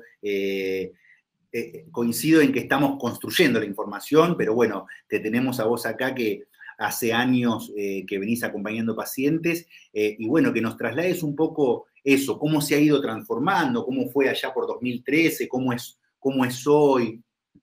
Bueno, claramente, como un poco réplica de otros modelos canadienses, por ejemplo, inicialmente Argentina tuvo mucho cannabis vinculado al dolor oncológico, o sea, el paciente oncológico en una situación de angustia, ansiedad, iba en busca de una herramienta mágica, entonces uno tiene que explicarle, no, mire, usted no tiene que abandonar los tratamientos convencionales, fíjese que usted todavía está con una posibilidad de quimioterapia, avancemos, y el cannabis acá va a funcionar, y entonces nos hacía cuestionar porque el paciente quería dejar los cuidados paliativos, o sea, hubo que hacer un proceso de que el paciente no fuera en búsqueda de una herramienta mágica, pero era una búsqueda natural, casi uno entendía que el paciente con desesperado decía, no me quiero morir sin probar esto, Marcelo, ¿no? Ese era un primer concepto, y después ya en cambio empezaron a haber muchas enfermedades neurológicas, con dolor neuropático, con dolor emocional, con insomnio, entonces aparecía la esclerosis múltiple, el Parkinson, el dolor neuropático del diabético, la osteoartrosis, o sea, fenómenos más bien mecánicos, o sea que salimos de ese fenómeno de solamente dolor oncológico a dolores crónicos como por definición, o sea que hay muchas enfermedades degenerativas articulares y muchas enfermedades neurológicas que generan un dolor y donde el cannabis pareciera ser que esto de impactar en el dolor, en el humor y en el sueño es como un buen compañero, y más si uno le dice o le explica al paciente que no abandone porque eso también está demostrado por la evidencia preclínica. Yo siempre muestro un estudio donde primero mostraba que el THC tiene un efecto, pero si le sumábamos CBD, el efecto tenía una interacción positiva. Bien, es un dato que nosotros lo sabíamos de la práctica, pero bueno, no había evidencia clara, pero ya empieza a haber evidencia. Ahora, si a la gabapentina le sumamos cannabis, también mejora, tiene un efecto sinérgico. Entonces, ahí empieza a haber datos de evidencia preclínica que son muy alentadores, porque de alguna forma uno intenta no venir a desplazar con el cannabis herramientas que ya tienen un amplio efecto y tienen determinada eficacia ya demostrada. Yo creo que el cannabis viene a ganarse ese acompañar procesos y mejorar procesos, o sea que si a la gabapentina le mejoramos que impacte la estructura del sueño con el cannabis y el humor, y estamos logrando un antineurético bastante interesante en polineuropatía diabética, por ejemplo. Digo esto como esos escenarios, me parece que ahí empieza, hoy es como ya digo, veníamos de la desesperación y cannabis como salvación a un proceso mucho más fisiológico de entender que el dolor neuropático tiene muchos componentes que hacen pensar en el cannabis como complemento, como alternativa que va a mejorar la gabapentina, el ácido tióctico, la pregabalina. Esos escenarios me parece que determinados antidepresivos, o sea, tenemos que aprender un poco más de cómo combinar y tener en cuenta las interacciones, pero esos escenarios, hoy me parece, por eso le mencionaba yo a la compañera, que si la guía canadiense lo menciona como tercera línea de tratamiento ya en el 2014, Argentina no debería estar preocupado por lo penal que sería esa conducta, sino podríamos estar indicándolo tranquilamente en ese escenario. Y que alguien nos penalizara por indicar cannabis en un dolor de tipo neuropático sería raro, o sea, sería difícil de comprender porque hay guías de expertos y clínicas canadienses que nos orientan en ese sentido. Bien, quizás como Estado tendríamos que demostrar que esa indicación iba de la mano que Canadá en aquel momento tenía productos de calidad, o sea, podía demostrar cuántos cannabinoides tenían determinadas concentraciones. Entonces, quizás la discusión será en Argentina esto, no tanto la evidencia, sino discutir cómo generamos procesos de calidad o de control de calidad, esto que un poco mencionábamos, cómo van a participar las universidades o cómo el Estado controlaría calidad. Me parece que esa es la discusión que se puede dar en Argentina. La evidencia no la va a generar Argentina, la evidencia ya se discute en el mundo. La evidencia no es concluyente, pero que no sea concluyente no significa que no se pueda utilizar y que uno no haya visto los beneficios de ese proceso. En dolor neuropático claramente es bastante evidente en nuestros pacientes que mejorar una paciente con fibromialgia y nota una mejoría, un paciente con Parkinson que mejora la estructura del sueño, y es mucho ese proceso. O sea, sueño, humor y dolor son los ejes de gran parte de nuestras enfermedades crónicas. O sea que ese es realmente, para mí, por lo menos, el dolor crónico es la indicación en el mundo y la tenemos que perfeccionar como herramienta, y claramente va de la mano de un producto lo más predecible posible en saber. Bueno, antes preguntábamos cuánto de THC, cuánto de CBD, ahora ya tenemos que agregarle perfil de terpenoides, bueno, o cuántas formas ácidas. O sea, indudablemente que le vamos a ir agregando complicaciones, pero claramente al paciente que no está tan preocupado por ese conocimiento nuestro que necesitamos tener, el paciente me dice, mira, estoy mejor. La pregunta sería, ¿a mí me alcanza como médico que un paciente me diga estoy mejor? Y a mí me debería alcanzar, no me alcanza para publicar en una revista de alto impacto, claramente. Para publicar no alcanzaría. Ahora, como médico que asiste a gente que está con dolor y con sufrimiento, y la verdad que y quizás fue el primer desafío, alguien me decía, mire doctor, ¿qué opina usted de esto que me está haciendo bien? Y yo le digo, bueno, no pondría nunca en cuestionamiento lo que está haciendo bien. La pregunta sería, ¿qué pasa si esto no me está haciendo demasiado bien? Ahí yo tendría una intervención mucho más activa. Ahora, lo que hace bien, ¿no? Ya está, no se discute ese proceso. Yo tendría que tratar de explicar cómo logro explicar esto, cómo es la forma de entrega, cómo le mejoro este proceso para que sea predecible, cómo puedo estimar la dosis cuando el frasquito verde no me dice la concentración por mililitro que tiene esto. Bueno, pero le hace bien. Bien, perfecto. Entonces, aplicar determinadas guías canadienses o israelíes a ese paciente que le hace bien, quizás fue mi trabajo por muchos años, tratar de adecuarme, no ser tan crítico, sino adecuarme lo que había aprendido en Canadá a una realidad argentina. Es el frasquito es verde y nadie sabe qué es lo que tiene. Bueno, pero a esta señora le hace bien. Bueno, bien. Bueno, comenzamos por un buen camino. Vamos a acompañar un proceso de algo que está haciendo bien. Bueno, vamos a registrar, vamos a ir viendo. Y la paciente generalmente terminaba que alguien cultivaba para ella. O sea, de repente se generaba un escenario también interesante porque aparecía un nieto o alguien que le iba a cultivar a un cultivador. Entonces, aprendí, y esto es importante, que en el escenario de cannabis está el médico con el paciente y hay un tercer elemento que es el cultivador. Bien. Entonces, ¿cómo incorporar? Había que visibilizarlo. El cultivador tiene nombre y apellido, cara, y él también está interesado que a la señora le vaya bien. Perfecto. Entre los tres, ¿cómo hacemos para que le vaya bien? Bueno, aparecieron las universidades que nos hacían la analítica. Bueno, entonces el escenario empieza como a enriquecerse.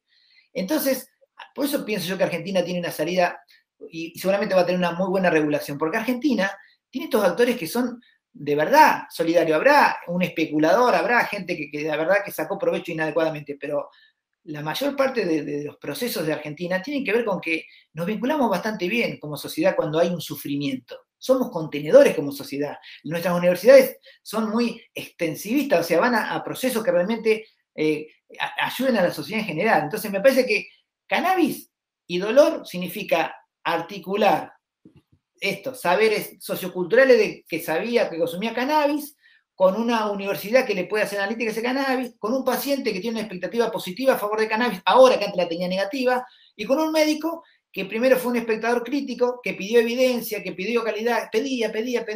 Y un día dijo, bueno, no, voy a dejar de pedir y voy a tratar de ser parte del proceso de la solución y seguramente más cercano al problema, voy a tratar de tomar buenas decisiones. Yo ayer veía con mucha emoción, imagínense, hablando a Roberto Caraballo del Hospital Garrahan y de epilepsia refractaria y que había una efectividad cercana al 80%. Imaginémonos 2013, la mirada de Garrahan respecto a un producto usado en epilepsia refractaria por una madre. Bueno, eso habla muy bien de los procesos. O sea, habla que la sociedad científica, cuando empieza a acumular ciertos datos de estudios observacionales, empieza como a detenerse en ese proceso, intenta acercarse, y eso es Garrahan. Eso es Garrahan, eso es una sociedad científica que tiene la amplitud necesaria para entender lo que la mamá decía, lo que el cultivador decía, y termina en un proceso de calidad. Bien, un cultivador decía, bueno, pero usaron un producto canadiense. Bien, porque cuando querés hacer un estudio tiene determinadas exigencias metodológicas el estudio, lo tenés que hacer con determinado rigor para que sea realmente replicable. Pero ese dato de Garrahan abordando familias que la estaban pasando mal, que realmente los niños ya hayan mejorado, me parece que nos debería alcanzar a todos. O sea, todos tendríamos que estar de acuerdo que esos niños mejoraron y que eso está muy bueno. Después podremos ser críticos. ¿Por qué Garrahan opinaba así en el 2013 y opina así en el 2021? Bueno, eso es lo natural de la ciencia y la evolución. No me parece que eso sea lo criticable. Me parece que eso es parte de los procesos que se han ido, pero que pasó en el mundo ese escenario. O sea, que Argentina tenga un Garrahan, eso también, eso no pasa en Chile, ni pasó en Uruguay, ni pasó en Colombia. Que un Garrahan tenga ese nivel de, digamos, de compromiso con un proceso. Uno diría, bueno, ¿por qué no pasó en el Gutiérrez? ¿Por qué no pasó en el Hospital de Niños de La Plata? Bueno, la coincidencia fue que pasó en el Garrahan y bienvenido sea. Ojalá esto se replique ahora en el Hospital del Cruce de Varela con la doctora Cochen, y ahí va a haber muchos epilépticos adultos que van a poder beneficiarse de ese escenario. Si pasa en el Sor Lodovica de La Plata sería buenísimo. Si pasa en el Gutiérrez con el doctor Magdalena sería buenísimo. O sea, me parece que esos escenarios no se cuestionan, se deben amplificar. Esto que hablábamos hoy de esto comenzó en la Facultad de La Plata, pero está muy bueno que hoy pase en la facultad de usted, en la universidad de ustedes, en la Universidad del Sur, porque eso sería que los procesos se fueron ampliando y muchos más se beneficiaron de los procesos. O sea, querer decir yo fui el primero me parece que es un escenario poco lógico para una herramienta vinculada al sufrimiento. Eso me parece poco interesante. Más interesante me parece esto, todos comprometidos a que nos vaya mejor.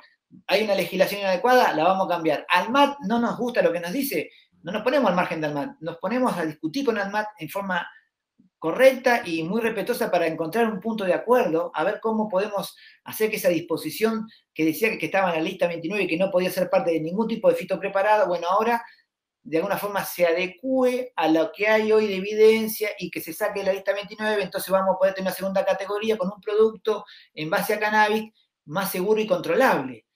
Ese cambio va a ser necesario ALMAT para ese cambio. Y yo creo que ALMAT va a dar esa señal de querer de alguna ser parte de ese proceso. No podríamos decir porque es ALMAT, lo descartamos como proceso. No, ALMAT es un escenario necesario.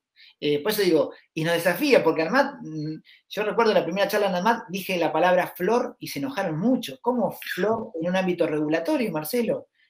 Pero si acá no discuten flores, no, acá se discute derivado del planta de cannabis. Bueno, está bien, me imagino que se discuten derivado del planta de cannabis que se originan en una flor que tiene determinados principios activos que se pueden extraer. Esa sería la discusión. No, acá se discute ya el aceite. Bueno, eso hablaba de que esa era la postura de ALMAT 2014-2015. La postura de ALMAT hoy, 2021, es otra postura y ya hay un cosmético en base a cannabis. O sea que uno podría decir, ¿cómo? ¿Es otra agencia regulatoria? No, es la misma.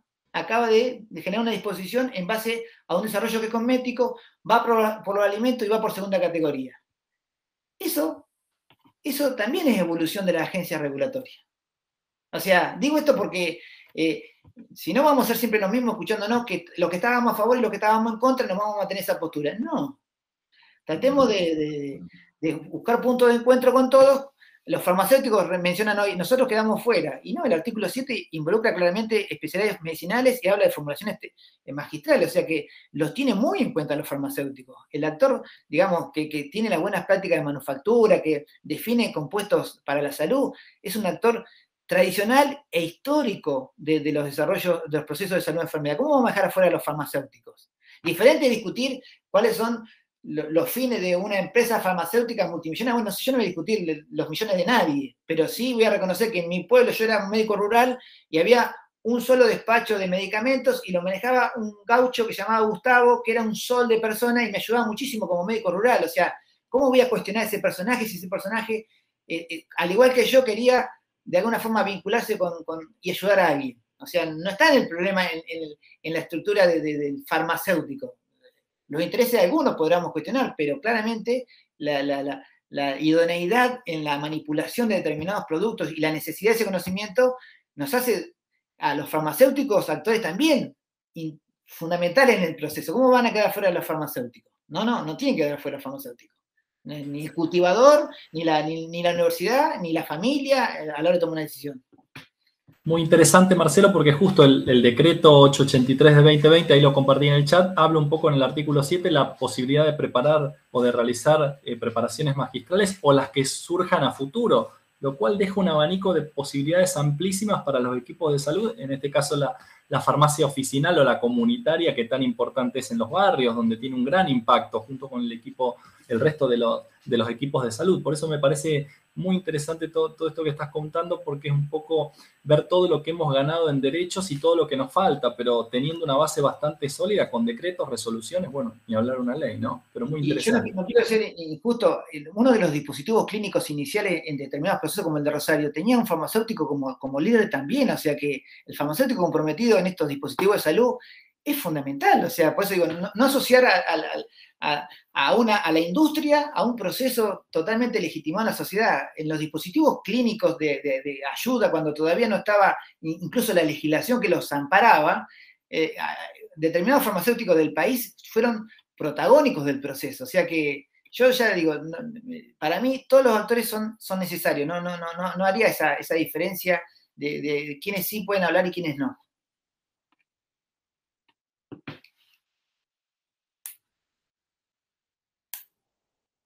Marcelo, respecto también a lo que vos comentabas de calidad de preparaciones, también la idea, ¿cómo lo ven en el ministerio? Si sería un poco evaluar, estandarizar extractos o trabajar con extractos estandarizados. Digo, para preparaciones que no estén inscritas como especialidades medicinales, más bien como magistrales, por ejemplo, en una farmacia, donde podría preparar a futuro. ¿Cómo ves ese tema o qué novedades tenés? Yo creo que las formulaciones o las formas de entrega son una definición claramente, un acuerdo. Cuando uno piensa que el preparado magistral se ajusta mucho a la medicina canábica, es porque yo siempre hablo de que el preparado magistral es un punto de acuerdo. O sea, el farmacéutico, el paciente y el médico llegan a un acuerdo de determinada formulación. Entonces, en ese acuerdo de formulación tendría que ser tanto definir una forma inhalatoria, que a mí me gusta mucho, pero también una forma oral, o una forma sublingual, o una forma tópica. Me parece que en ese acuerdo no debería quedar ninguna formulación fuera, porque eso nos va a hacer ampliar, quizás esa sea una de las grandes virtudes que tiene el cannabis como herramienta terapéutica versus otra, o sea que tiene una posibilidad de vías de entrega que se ajusta como un traje a medida a muchos síntomas. Entonces, me parece que acotarlo, como acá se quiso decir en algún momento, es la ley del aceite de cannabis. No, el aceite de cannabis no, es una forma de entrega oral o sublingual. El cannabis en el mundo define otras formas de entrega, y me parece que si queremos dar ese salto de calidad, tenemos que contemplar todas las formas de entrega. Y yo soy un gran defensor de la vía inhalatoria, que creo que de alguna forma, en algunos pacientes puntualmente, la debemos recuperar, y ahí tenemos otra dificultad con la agencia regulatoria. ANMAT prohíbe la importación de determinados productos que tengan que ver con la vaporización. Entonces, bueno, nos sentamos a la mesa de ANMAT y decimos, bueno, mira, esta cuestión no la podemos prohibir, que claramente que eso impacta en los costos y seguramente tenemos que tener desarrollos nacionales de vaporizadores. Bien, entonces la tecnología hay una oportunidad de desarrollo y seguramente vamos a poder darle laburo a mucha gente y potenciales nichos productivos. Pero bueno, la tecnología vinculada al cannabis, incluso claramente a lo que es la vía inhalatoria, para mí es un gran desafío. Creo que ese es un lugar donde hay que trabajar y seguramente vamos a encontrar muchos más beneficios en la herramienta terapéutica.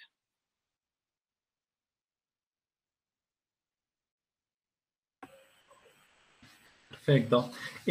Marce, otra consulta también que tiene que ver por ahí con algunas cuestiones quizás por ahí técnicas, pero lo que vos comentabas respecto al registro, realmente son números muy altos los que hoy al día de hoy, personas que pueden estar inscritas en un registro. ¿Cómo lo ven a futuro? ¿Cómo son las expectativas?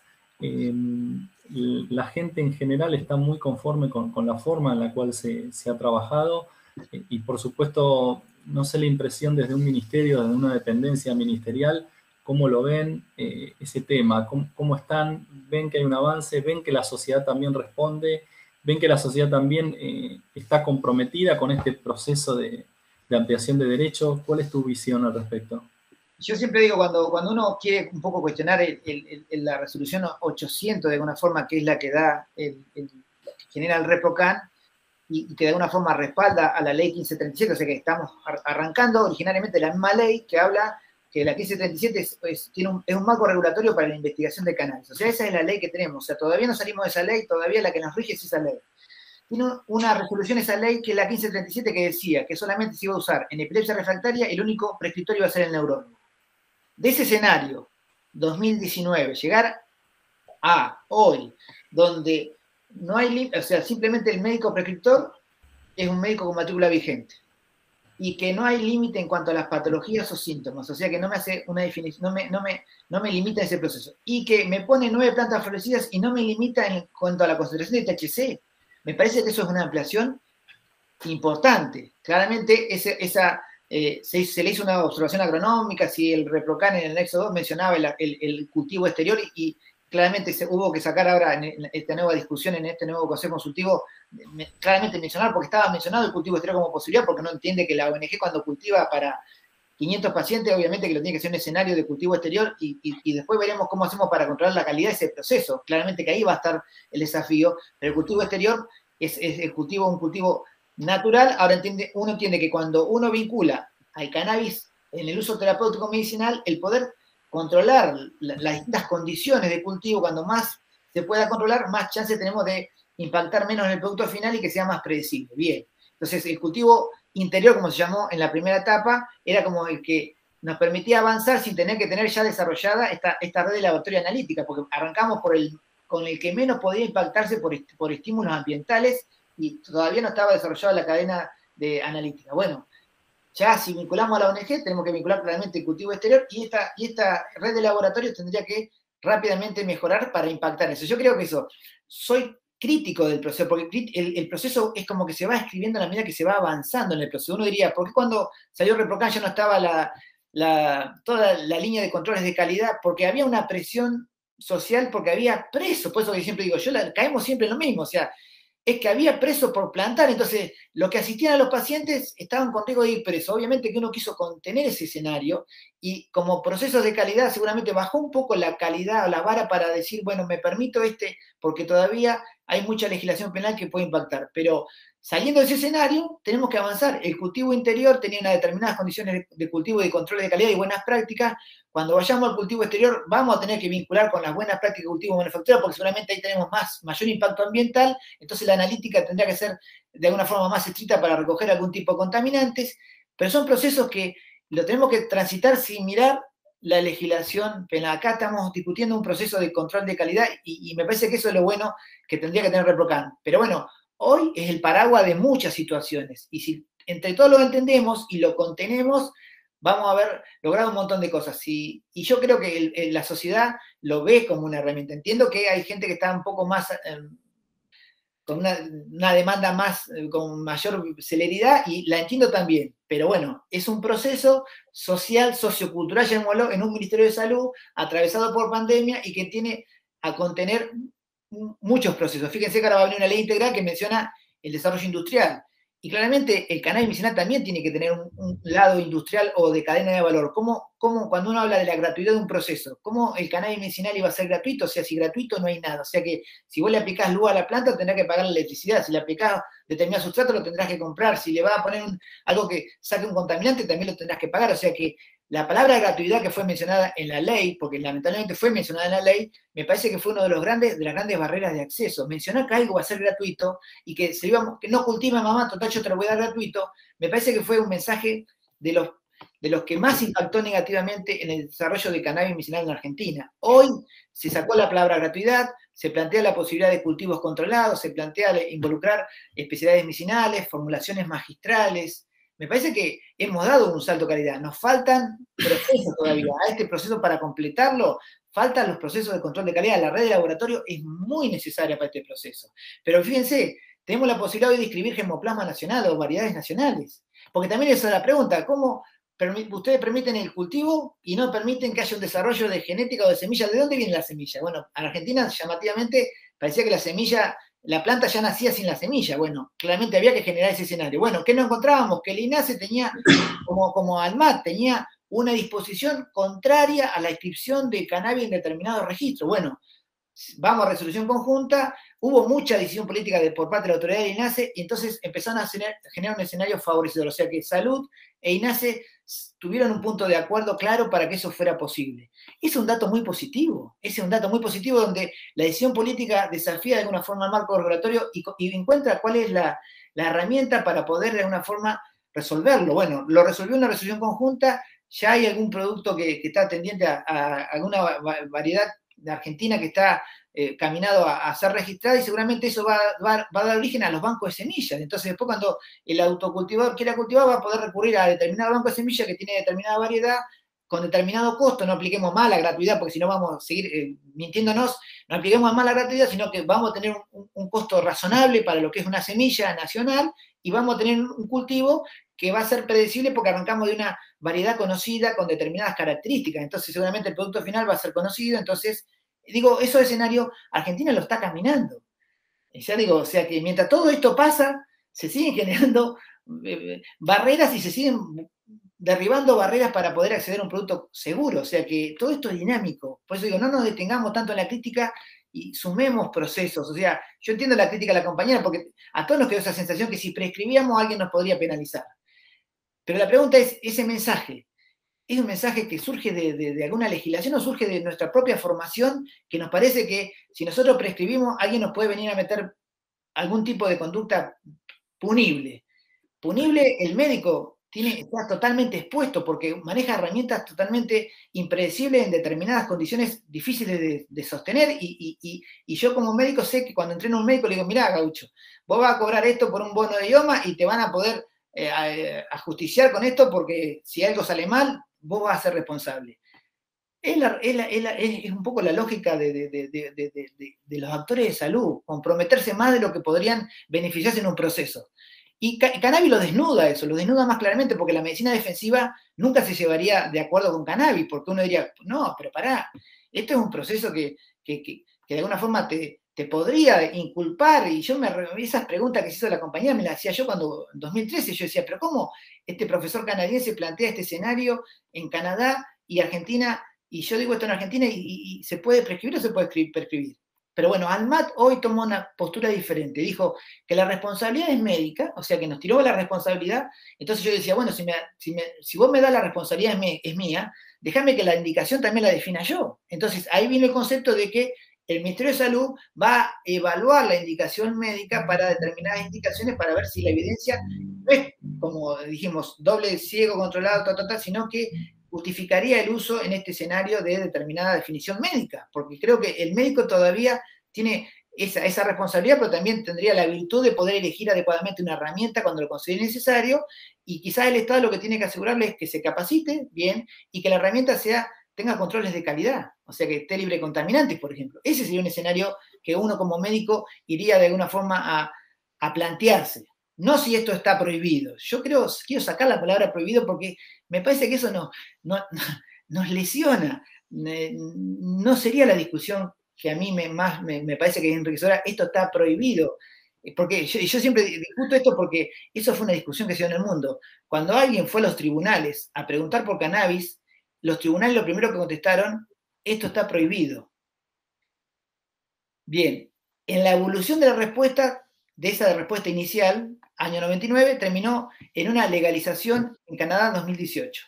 O sea que la definición de esto está prohibido pasa a decir, ¿cómo hacemos para que este proceso sea de calidad? ¿Cómo podemos hacer para que los actores de salud sepan manejar esta herramienta y la herramienta tenga determinadas concentraciones predecibles para poder hacer un seguimiento a corto o a mediano plazo?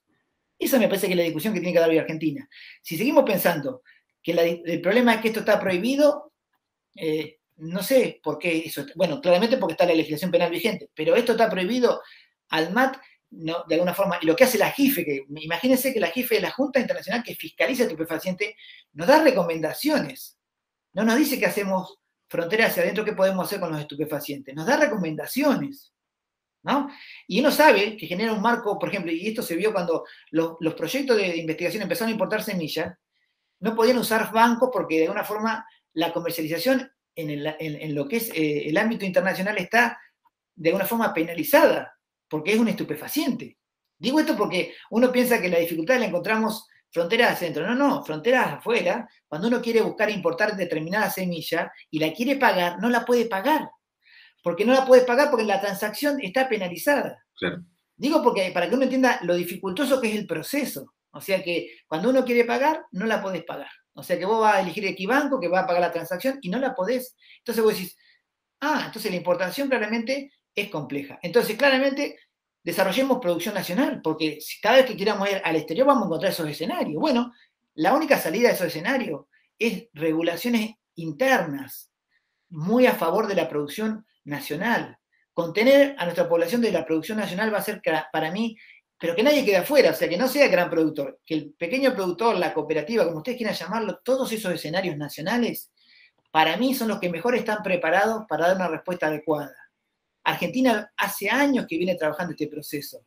La regulación cambió hace muy poquito. La regulación internacional cambió recién a fines de 2020 para pasarla a la lista 1. Entonces, me parece que llevamos una pequeña ventaja en que tenemos actores y legislación y políticos hoy con una decisión política para de alguna forma avanzar sobre legislación nacional. Si le preguntamos recomendación a la JIFE, fue muy clara la JIFE. 2018 dijo que ninguna forma de autocultivo podría vincularse con el uso medicinal. O sea que para la JIFE no estamos de alguna forma haciendo las cosas adecuadamente y eso habla de que el programa es deficitario. O sea que yo diría que aquellos que están muy enojados con el ReproCan y dicen que el programa es deficitario, yo le diría, bueno, la verdad que esa opinión la compartís al igual que la JIFE. La JIFE diría que el programa es deficitario porque el autocultivo no lo contempla como posibilidad. Sin embargo, Argentina asumió los riesgos desde la política de contemplarlo como posibilidad, de pensar que era una forma de resolver el acceso porque había mucha demanda y Argentina no tenía un producto, no, el ministerio no tenía un producto para darle a la mamá rápidamente que en base a cannabis para que resuelva o al paciente que tenía dolor. Bueno, el autocultivo, la ONG era la forma que había resuelto el acceso, bueno, esas formas había que visibilizarlas y legitimarlas, hacer que estuvieran en el circuito legal para poder realmente controlar la calidad. Eso, para mí, es una buena definición de una política pensada o poniendo en el centro lo que nos pasa, lo que le pasa a nuestra gente. La legislación internacional sería totalmente contraria a favorecer una posibilidad de autocultivo en el contexto medicinal. Eso también hay que ponerlo en valor. O sea, no solamente poner la aplicación de si se cae, si se demora, ¿no? Estamos de alguna forma enfrentando una mirada muy crítica de la Junta Internacional de Fiscalización de Estupefacientes y que eso también origina legislación penal. O sea, la legislación penal muchas veces surge de miradas muy severas que ha tenido esta sustancia, ha sido comparada con la heroína, con distintos tipos de, digamos, de sustancias que han hecho otro tipo de impacto negativo en la salud. O sea que no es un dato menor a no poner en valor porque se logró lo que opinan los fiscalizadores internacionales de los procesos de salud. La JIFE lo dijo muy claramente, lean la recomendación 2018 y van a ver lo que opina de la posibilidad de autocultivo en el contexto de la salud. Marce, te hago una consulta. Cuando un paciente te pregunta qué tan seguro es ese cannabis, vos nombraste hace un ratito medicamento seguro, pero bueno, esto te lo enmarco en esto, ¿no? Nosotros en la cátedra siempre, este es el 4º año de la cátedra, y la primer clase que abre la cátedra la da un compañero sociólogo que habla un poco de la historia del prohibicionismo para entender por qué hoy 2021, con una herramienta con características de uso milenario y demás, tiene asociado todavía un concepto de inseguridad o de daño a la salud y el paciente se sienta enfrente tuyo en el consultorio con este chip cargado. Muchos, otros no, otros ya han desandado el camino, ni hablar que sí, pero cuando un paciente ¿no? Que ha visto a la marihuana, la han bombardeado con una cuestión de puerta de entrada a otras drogas, de quedar psicótico. ¿Qué herramienta, qué te parece a vos la pregunta, qué tan seguro es el cannabis? ¿No? Y lo pienso en todo, ¿no? En efectos adversos, en dosis máxima, en interacciones medicamentosas. ¿Qué te surge a vos responder frente a la seguridad del cannabis? A mí me surge primero, si uno se va a basar en la evidencia preclínica, que es así, está hoy disponible, la evidencia preclínica habla de que tiene un perfil de seguridad bastante amplio. Bien, ahora el salto de la evidencia preclínica a la evidencia clínica es por eso que se necesita el ensayo clínico, porque necesitamos de alguna forma confirmar lo que nos dice la evidencia preclínica, que es una herramienta con seguridad, no tiene dosis letal 50, pero ¿cómo lo manejo yo en el consultorio? Independientemente de que yo sé que es una herramienta segura, trato de elegir bien el paciente. Porque las herramientas no se eligen aisladamente. Hay escenarios claros, hay pacientes que no son buenos candidatos. Y en mi formación canadiense, la última frase que me decía el profesor, me decía, aprender a decir que no cuando la relación riesgo-beneficio va a favor del riesgo que del beneficio. O sea que yo no arranco con el preconcepto de que los pacientes que me van a ver a mí van a salir con una herramienta canábica porque sí o sí, porque entendí la herramienta. yo intento de analizar el escenario que tiene el paciente y posteriormente voy a analizar la herramienta en cómo esa interacción herramienta-paciente, aceite no estandarizado, aceite de especialidad medicinal o lo que podría ser más adelante una formulación magistral, podría encajar en este escenario de este paciente. Me parece que el error de la sociedad es discutir esto sirve para todo, sirve para nada. ¿Estoy a favor o estoy en contra? Ni a favor ni en contra. Si yo elijo bien el paciente, y yo creo que en tu formación yo lo mencionaba mucho, esto es, para mí no se eligen aceites, se eligen pacientes. O sea que el paciente tiene que dar más pistas sobre si ese paciente, si le va a ir bien con la herramienta, que el aceite, porque el aceite me dice que tiene un cartelito que dice que tiene algo, pero yo no sé qué es lo que tiene bien porque sé que la cromatografía no fue hecha. Ahora, si yo elegí bien el paciente, si yo elegí un paciente que no tiene muchas comorbilidades cognitivas, que no tiene una arritmia compleja, que no tiene una función renal atravesada, seguramente me va a ir bien con el paciente, me va a ir bien porque no es que seleccioné bien el aceite, porque el aceite todavía no me da la información, pero sí elegí el paciente adecuado. Me parece que yo al paciente en todo momento se lo hago sentir a eso, o sea que él me viene a hablar de una herramienta y yo le hablo a él de la relación de él con esa herramienta. Entonces, hay cuestiones que van a favor y otras que van en contra. Si hoy había una señora que tenía una ansiedad, un trastorno de ansiedad, depresión no tratado, porque estaba en contra de la psiquiatría como herramienta, ¿no? Y yo decía, bueno, en este escenario, una señora que no está de acuerdo con la psiquiatría como proceso, ponerle cannabis y generarle algún trastorno de ansiedad o un insomnio, pues ella venía por el insomnio, podría ser, esta paciente no era la mejor candidata porque el cannabis en algunos pacientes le genera insomnio.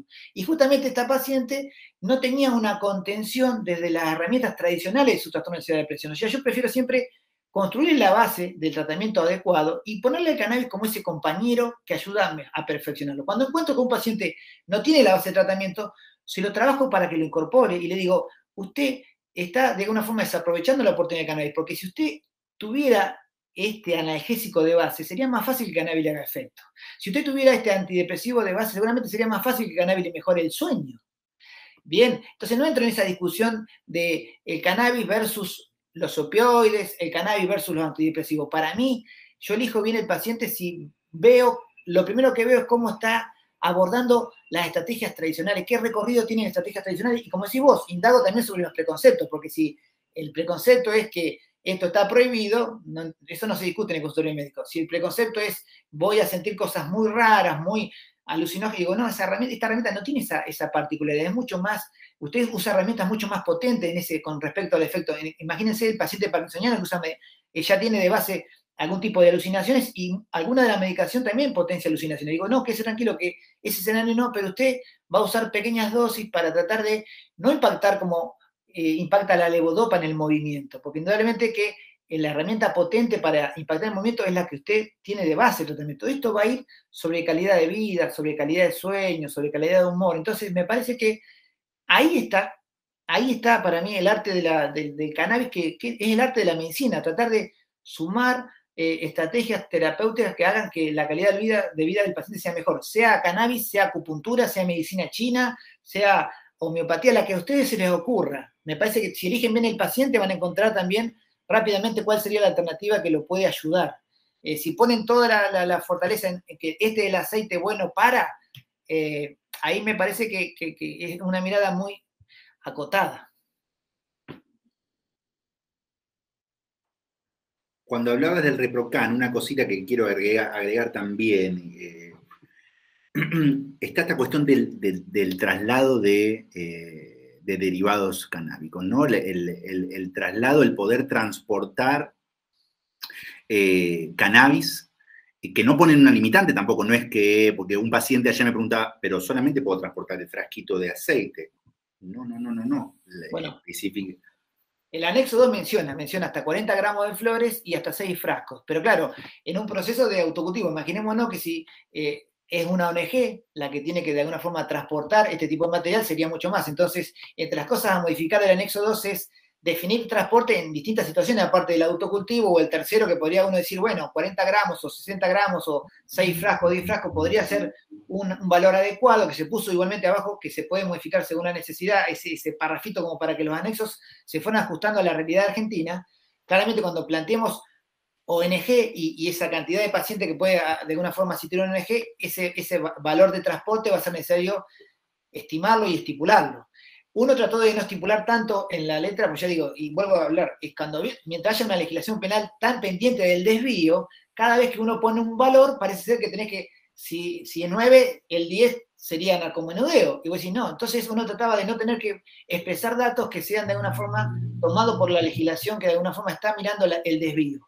Pero hoy el debate está mucho más maduro, vamos, creo, a articular con otra fuerza, con otros poderes para ver si, bueno, claramente podría haber una definición, una autorización de transporte que tuviera la ONG que está autorizada, porque claramente va a haber más cantidad de material transportado, sea flores, sea frascos.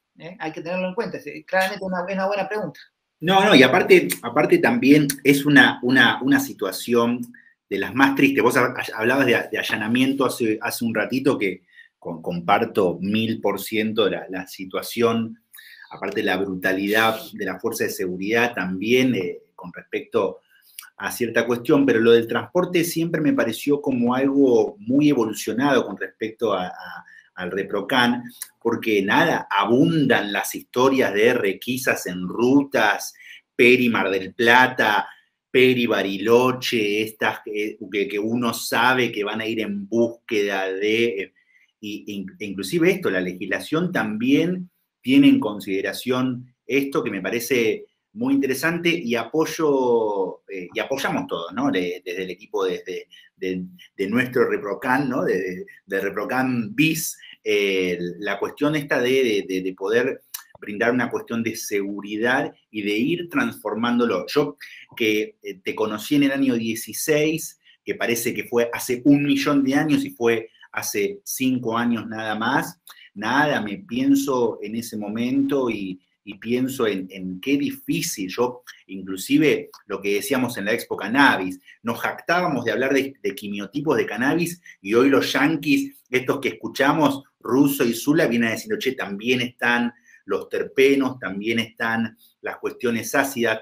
Digo, para remarcar esto de que no hay cannabinólogos, esto es una cuestión de constante aprendizaje, y en ese punto es donde quiero preguntarte si el Ministerio de Salud salió esta capacitación, la diplomatura con la universidad, pero hay alguna intención de hacer algún tipo de capacitación más oficial del Ministerio de Salud, oficial del programa de cannabis medicinal. Se va a seguir instando a las universidades a que o sea, apoyando a las cátedras libres de las universidades a que lo sigan haciendo, o hay una idea de formación más oficial o algo por el estilo? Yo creo que, bueno, uno debería atender a lo que es una guía clínica. Yo creo que los países como Canadá sacaron una guía clínica, y Canadá en el primer proceso tuvo 3 años de alguna forma tratando de interactuar con médicos que quiso capacitar o bajar un mensaje, y después desarrolló guías clínicas que de alguna forma orientaba, decía que no era una definición con respecto a la evidencia, pero que eran guías orientadas. Me parece que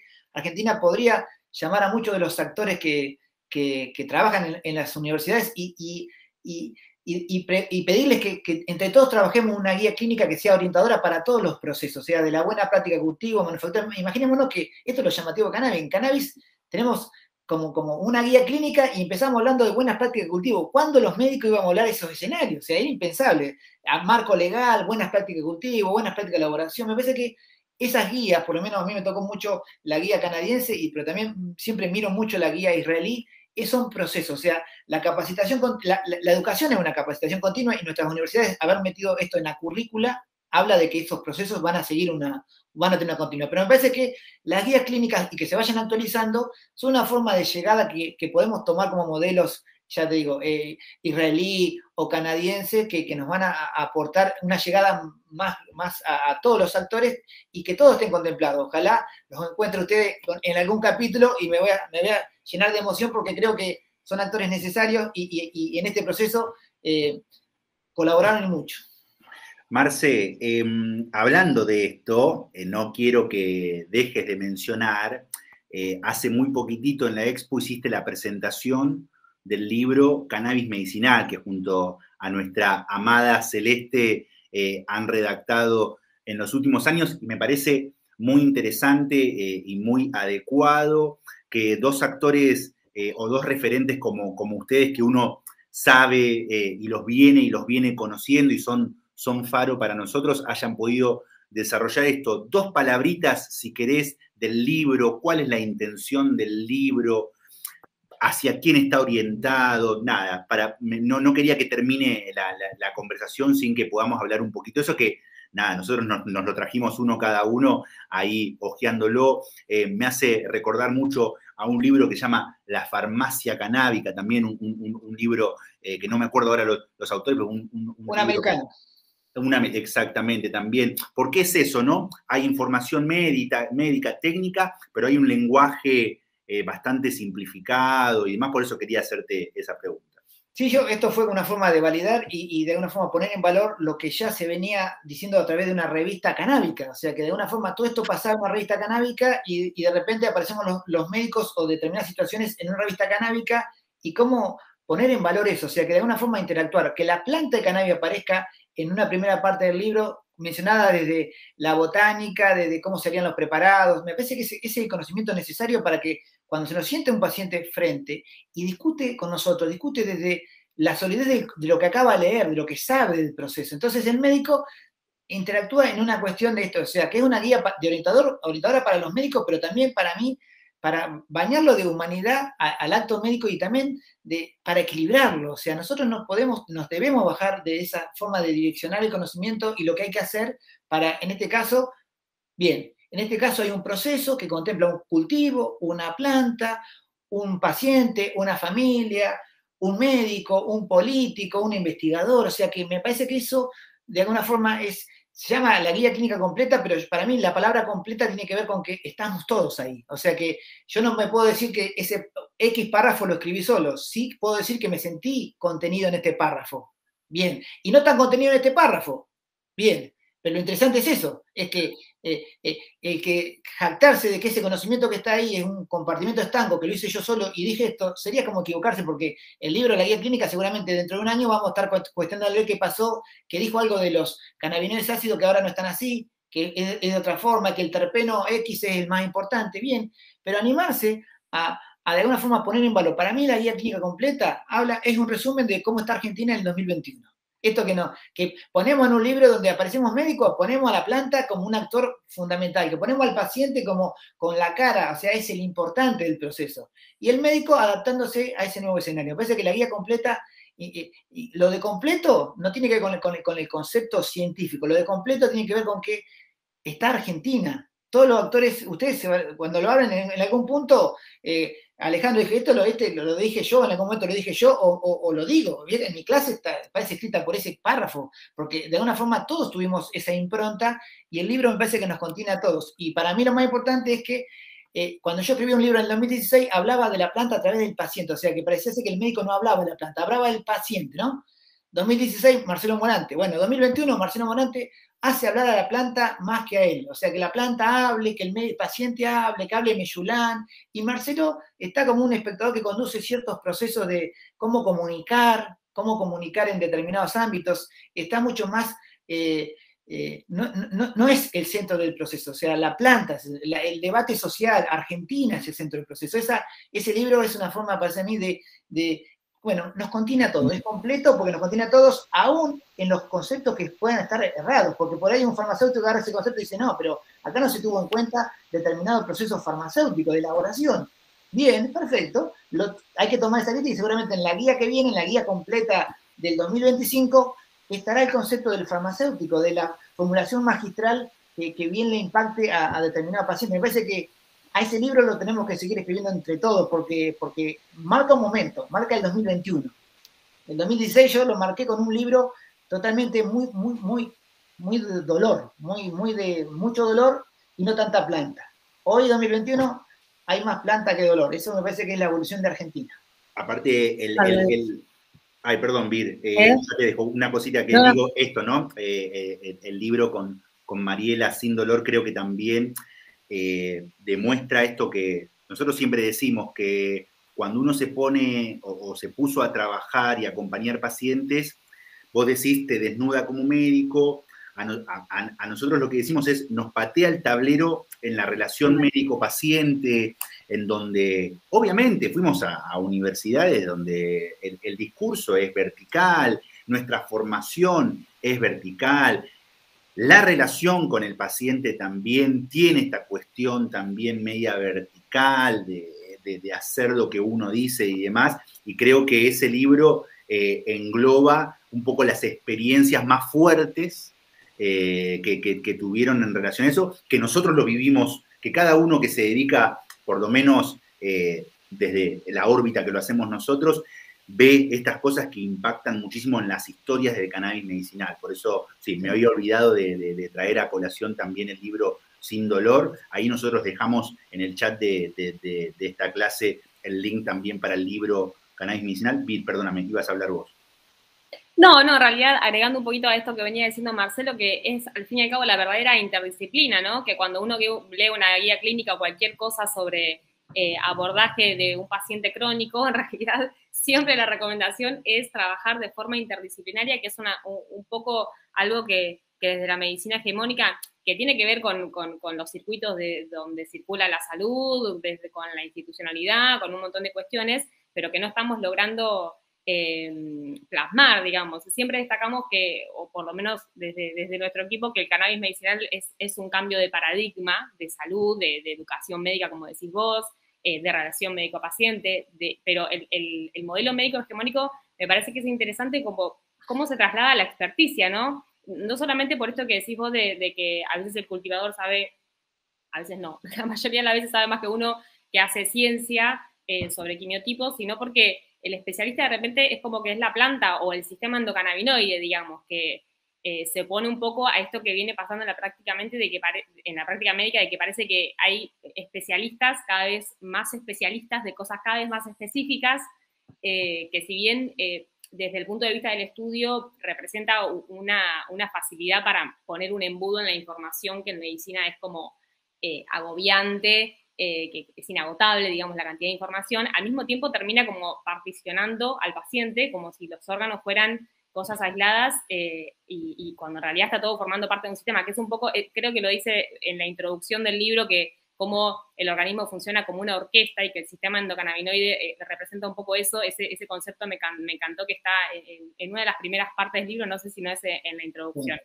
Entonces es como que la planta y todos los movimientos sociales que la acompañan terminan siendo como el epicentro de esa nueva integridad, sumando un poco a ese concepto que trae siempre Celia Romero de que la planta horizontaliza, bueno, es como que el cannabis medicinal como que integra, nos termina devolviendo ese concepto de integralidad que no estábamos pudiendo llevar a la práctica desde la medicina hegemónica.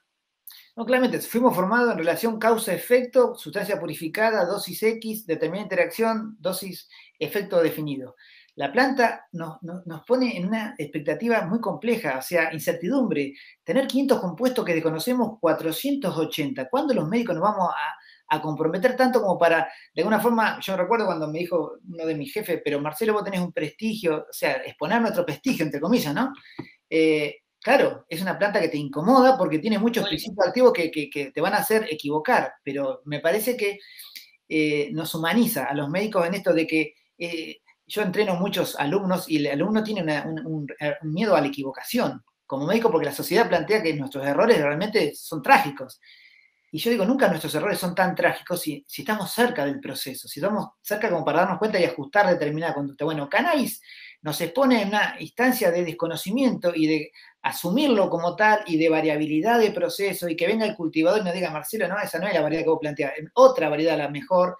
Y esto, a mí me parece que como médico y como actor social nos completa, porque Almat seguramente, los actores de Almat también en este proceso aprendieron. Porque en el proceso de que hayan salido una disposición de cosmético, no habla también de que hubo un crecimiento dentro de Almat que hizo que alguien dijera, bueno, vamos a tomar el cannabidiol, el bueno de la película. Bueno, el bueno de la película no le vamos a regular tanto y vamos, bueno, hay un paso, o sea, pasamos de no hablar flores a hablar de cannabidiol. Bueno, si el cannabidiol se lleva los beneficios de la agencia regulatoria, lo que pasó en el mundo, bienvenido sea, significa que la planta, que estaba en la lista 4, que no tenía propiedad terapéutica, ahora tiene propiedades cosméticas, propiedades de alimentos, propiedades industriales, propiedades medicinales, o sea, de golpe le encontramos un montón de propiedades. Eso también habla de que los actores de Almat claramente fueron de alguna forma ajustándose a esos procesos. Eso digo, la tolerancia que tenemos que tener con el que opina distinto. Tenemos que tener tolerancia con el opina distinto. Bien, si no nos volvemos, yo digo, nos cambiamos de vereda nada más. Tolerancia y tolerancia con la incertidumbre de no saberlo todo o de no saber muy poco. Bien, eso es, para el médico es un ejercicio duro, o sea, es la primera etapa por ejemplo, en mi formación, la primera etapa es convencer al médico joven que se puede equivocar, que tranquilo, que acá te puede equivocar, porque es un escenario natural, que te vas a equivocar. Poné el antibiótico que a vos te parece y vamos a ajustar, te podés equivocar. ¿Cómo que no te puedes equivocar? No, bueno, pero el que no pone ningún antibiótico porque tiene miedo de equivocarse es el que realmente comete un error. El que se anima a abordar una herramienta terapéutica, se llame cannabis o acupuntura o la que fuera, está comprometiéndose a tratar de lograr algo. Ese compromiso de intentar algo mejor, me parece que ya algo positivo va a pasar. Cannabis nos brinda esa posibilidad hoy, nos brinda la posibilidad de que el vínculo sea horizontal, que si no es el principio activo 400, será el 350 que actúa. Bueno, para alguien que la está pasando muy mal, epa, es bueno, tenés amplitud, esa posibilidad, esa gama de posibilidades mucho más amplia. Cuando él pensaba que ya no había más nada que hacer, porque el diagnóstico realmente había pegado en un lugar muy clave de su memoria, de su cognición, y él decidió no hacer más nada. Bueno, quizás con el cannabis retome la senda de vamos a seguir insistiendo con los procesos y vuelve a hablar con el oncólogo. Las formas vaporizadas, muchas veces yo uso la forma vaporizada para que se replantee que tiene que volver a vincularse con un determinado quimioterápico. Y alguien diría, pero Marcelo, vos te vinculás con el cannabis o con la quimioterapia. No, yo me quiero vincular con un resultado positivo a favor del paciente. Si el cannabis inhalado, para que él tome una mirada positiva, lo ayuda a involucrarse nuevamente con un protocolo determinado que demostró cierta efectividad, yo lo voy a hacer vaporizar hasta que él tome una buena decisión. Me parece que el cannabis en ese lugar tiene un rol protagónico. Eso para mí, el cannabis eso define, lo ayuda al paciente a tomar buenas decisiones. Para mí esa definición es importante, nos saca determinados temores para ver una condición. Imagínense lo que es un médico atravesado por una situación oncológica, atravesado él mismo. Los pensamientos que tiene un médico que está siendo atravesado y la vivencia oncológica. Imagínense los pensamientos que se construyen. Y uno lo pone a vaporizar a ese médico y el médico empieza a tener una mirada mucho más interesante con respecto a los procesos que va a abordar y cómo lo va a abordar. Eso es una práctica que para mí emociona porque uno de los desafíos más grandes es acompañar a los médicos en los procesos de alguna enfermedad. Es muy complejo como escenario. Uno a veces no lo menciona porque parece que estuviera oculto, parece que los médicos no nos enfermamos, no nos bañamos, no vamos al baño, ¿no? El médico atravesado por el proceso de alguna enfermedad también se acercó al cannabis. Eso habla también del proceso. O sea que el médico que fue atravesado por la enfermedad dijo, el policía que fue atravesado por la enfermedad dijo, denme cannabis. El juez también, el político también. Y bueno, el sin dolor quería decir eso. Sin dolor en 2006 le decía, el que fuera atravesado por dolor va a entender rápidamente la herramienta. Ese fue el mensaje de 2016. Bueno, hoy, 2021, perfeccionemos ese escenario. Démosle calidad a ese escenario. Me parece que están dadas las condiciones.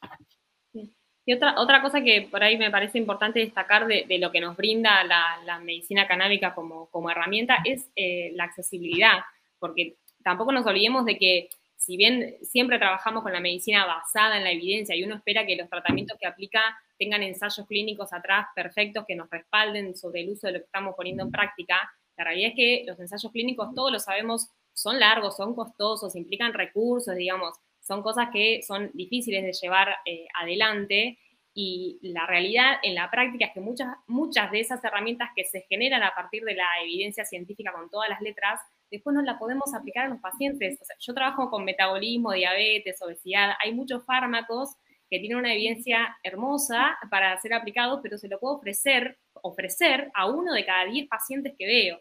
Eso, o sea, tiene que ser también un lugar a discutir, digamos, los congresos de medicina. En lugar de estar hablando tanto sobre qué estatina es mejor para bajar el colesterol, cuál es más eficiente, tenemos que empezar a poner en el debate también el acceso de las herramientas que estamos generando, porque eso al final termina generando más desigualdades sociales. Y en ese sentido, el cannabis me parece que como que es equilibrado en cuanto a que es eficaz en la resolución del síntoma o del problema que tiene el paciente, es accesible y es sustentable al mismo tiempo. Pero mirá, que cuando vos le intentás llevar al cannabis al grado farma, el costo crece exponencialmente. Entonces Sí. vos te llevas a la Epidolec $2.500, o sea que si vos le querés aplicar la variable grado Pharma, ahí te das cuenta que, por eso que es estratégico la segunda categoría, porque si no lo bajamos del grado Claro. Pharma, no vamos a poder bajar costos. Entonces el cannabis también se vuelve inaccesible desde el punto de vista de lo en oportunidad. Entonces los países me parece que tienen que estar dando ese debate, no tanto sobre la evidencia. Nosotros somos países pobres, no generamos evidencia, pero sí somos países que podemos controlar calidad. Entonces, ahí me parece que tienen que estar todos nuestros cañones apuntando. O sea, el grado Pharma es para unos pocos. La segunda categoría posiblemente nos dé calidad y la libertad de elegir una herramienta seguramente tiene que ver con el autocultivo y con un proceso sociocultural. Me parece que ahí están representados todos los escenarios. Totalmente. Una cuestión, justo Marce, de lo que hablabas recién y Vir también, normalmente esta categoría de preparados encuadran en lo que es medicamento herbario, ¿sí? Este tipo de productos que podemos encontrar en la farmacia, que además el equipo farmacéutico también lo puede prescribir y recomendar en la farmacia, está permitido porque son sustancias muchas veces que tienen márgenes terapéuticos amplios, escasos efectos adversos, pero sobre todo no tienen ese control de calidad, eficacia y seguridad exigido para una especialidad medicinal que requiere la dirección técnica de equipos de farmacia y además obviamente un laboratorio industrial. En este sentido hay que destacar que, al igual que pasa con otras plantas medicinales, que podemos argumentar que no están dentro de la lista de estupefacientes, pero la mayoría, ginseng, cáscara sagrada, quina, etcétera, manzanilla, menta, este tipo de preparaciones no requiere, muchas veces no se busca tanta evidencia como se le está buscando al cannabis, y además pueden ser elaborados estos derivados, estas formulaciones con tecnologías muy sencillas que están al alcance de una farmacia comunitaria. Por eso, normalmente cuando se intenta, ¿no?, monitorear calidades, lo que se hace es trabajar con extractos estandarizados en determinados componentes referentes de la actividad. Por ejemplo, contenido total de cannabinoides. En este caso podría ser incluso evaluando el tipo de quimiotipo, valga la redundancia, pero en el caso del ginseng se evalúan ginsenócidos totales. No se evalúa cada componente porque, como vos bien decías, esto encarecería mucho y reduciría la posibilidad de acceso, que en este caso es lo que estamos intentando, ¿no? Claro, totalmente de acuerdo. Bueno, hemos llegado, me parece. Marce, te vamos a mandar a descansar. Marce, arrancaste muy temprano hoy. Mayra Barri acá dice cuánta verdad tiene, creo que como individuos tenemos derechos a elegir cómo vivir, cómo transitar nuestro dolor y cómo morir, debemos involucrarnos en el lugar que nos toca. Gloria, una compañera médica nefróloga, también que está siguiendo muchos pacientes en tratamiento con cannabis, siempre ya nos habla de la seguridad en pacientes en diálisis y demás. Así que, nada, Marce, siempre un placer tenerte. Te extrañamos acá, obviamente, ya es el segundo año virtual, te extrañamos acá para hacerte un asadito, que esperemos que el año que viene, en la 5ª edición, si nos encuentran vivos, vamos a tenerlo por acá. Familia de Reprocan, yo no sé si ustedes quieren agregar algo más. Marce. No, yo agradecer, siempre para mí es una forma de cerrar el año también. Estos espacios de afecto y conocimiento a mí me hacen muy bien, los necesito. Y bueno, este abrazo a la distancia y bueno, agradecer que me dan la oportunidad de poder transmitir y recibir de ustedes lo que saben, así que agradecido. Gracias, Bueno, Marce. gracias, gente. Nos vemos el lunes ahí con Celeste. Marce, que descanse. Chicos, Bel, Ale, Vir, abrazo. Cuídense. Nos estamos viendo pronto. Ahí creo que Cintia levantaste la mano, pero no sé si querés decir algo antes. No, agradecer a Marcelo, siempre un placer escucharlo. He tenido el placer de conocerlo, maravilloso, así online, ¿no? Y la simplicidad, la claridad que tiene y la mirada, cómo se puede poner de distintos perfiles, como para analizar, que es buenísimo eso, y no la mirada recta, como muchos que defienden a ciegas, digamos, y poder analizar de distintos puntos, que también nos amplía lo que estamos aprendiendo a poder posicionarnos en distintos lugares. Marce se quiere ir a terminar su semana, pobre. Pobre Marce. No, la disfruté. O sea, hay procesos que uno disfruta y otros que uno... lo disfruté de verdad. Así que, por eso digo, estos ámbitos, bueno, de corazón se los digo. O sea, a mí me ayudan a cerrar el año, de verdad. Bueno, nos encanta saber eso.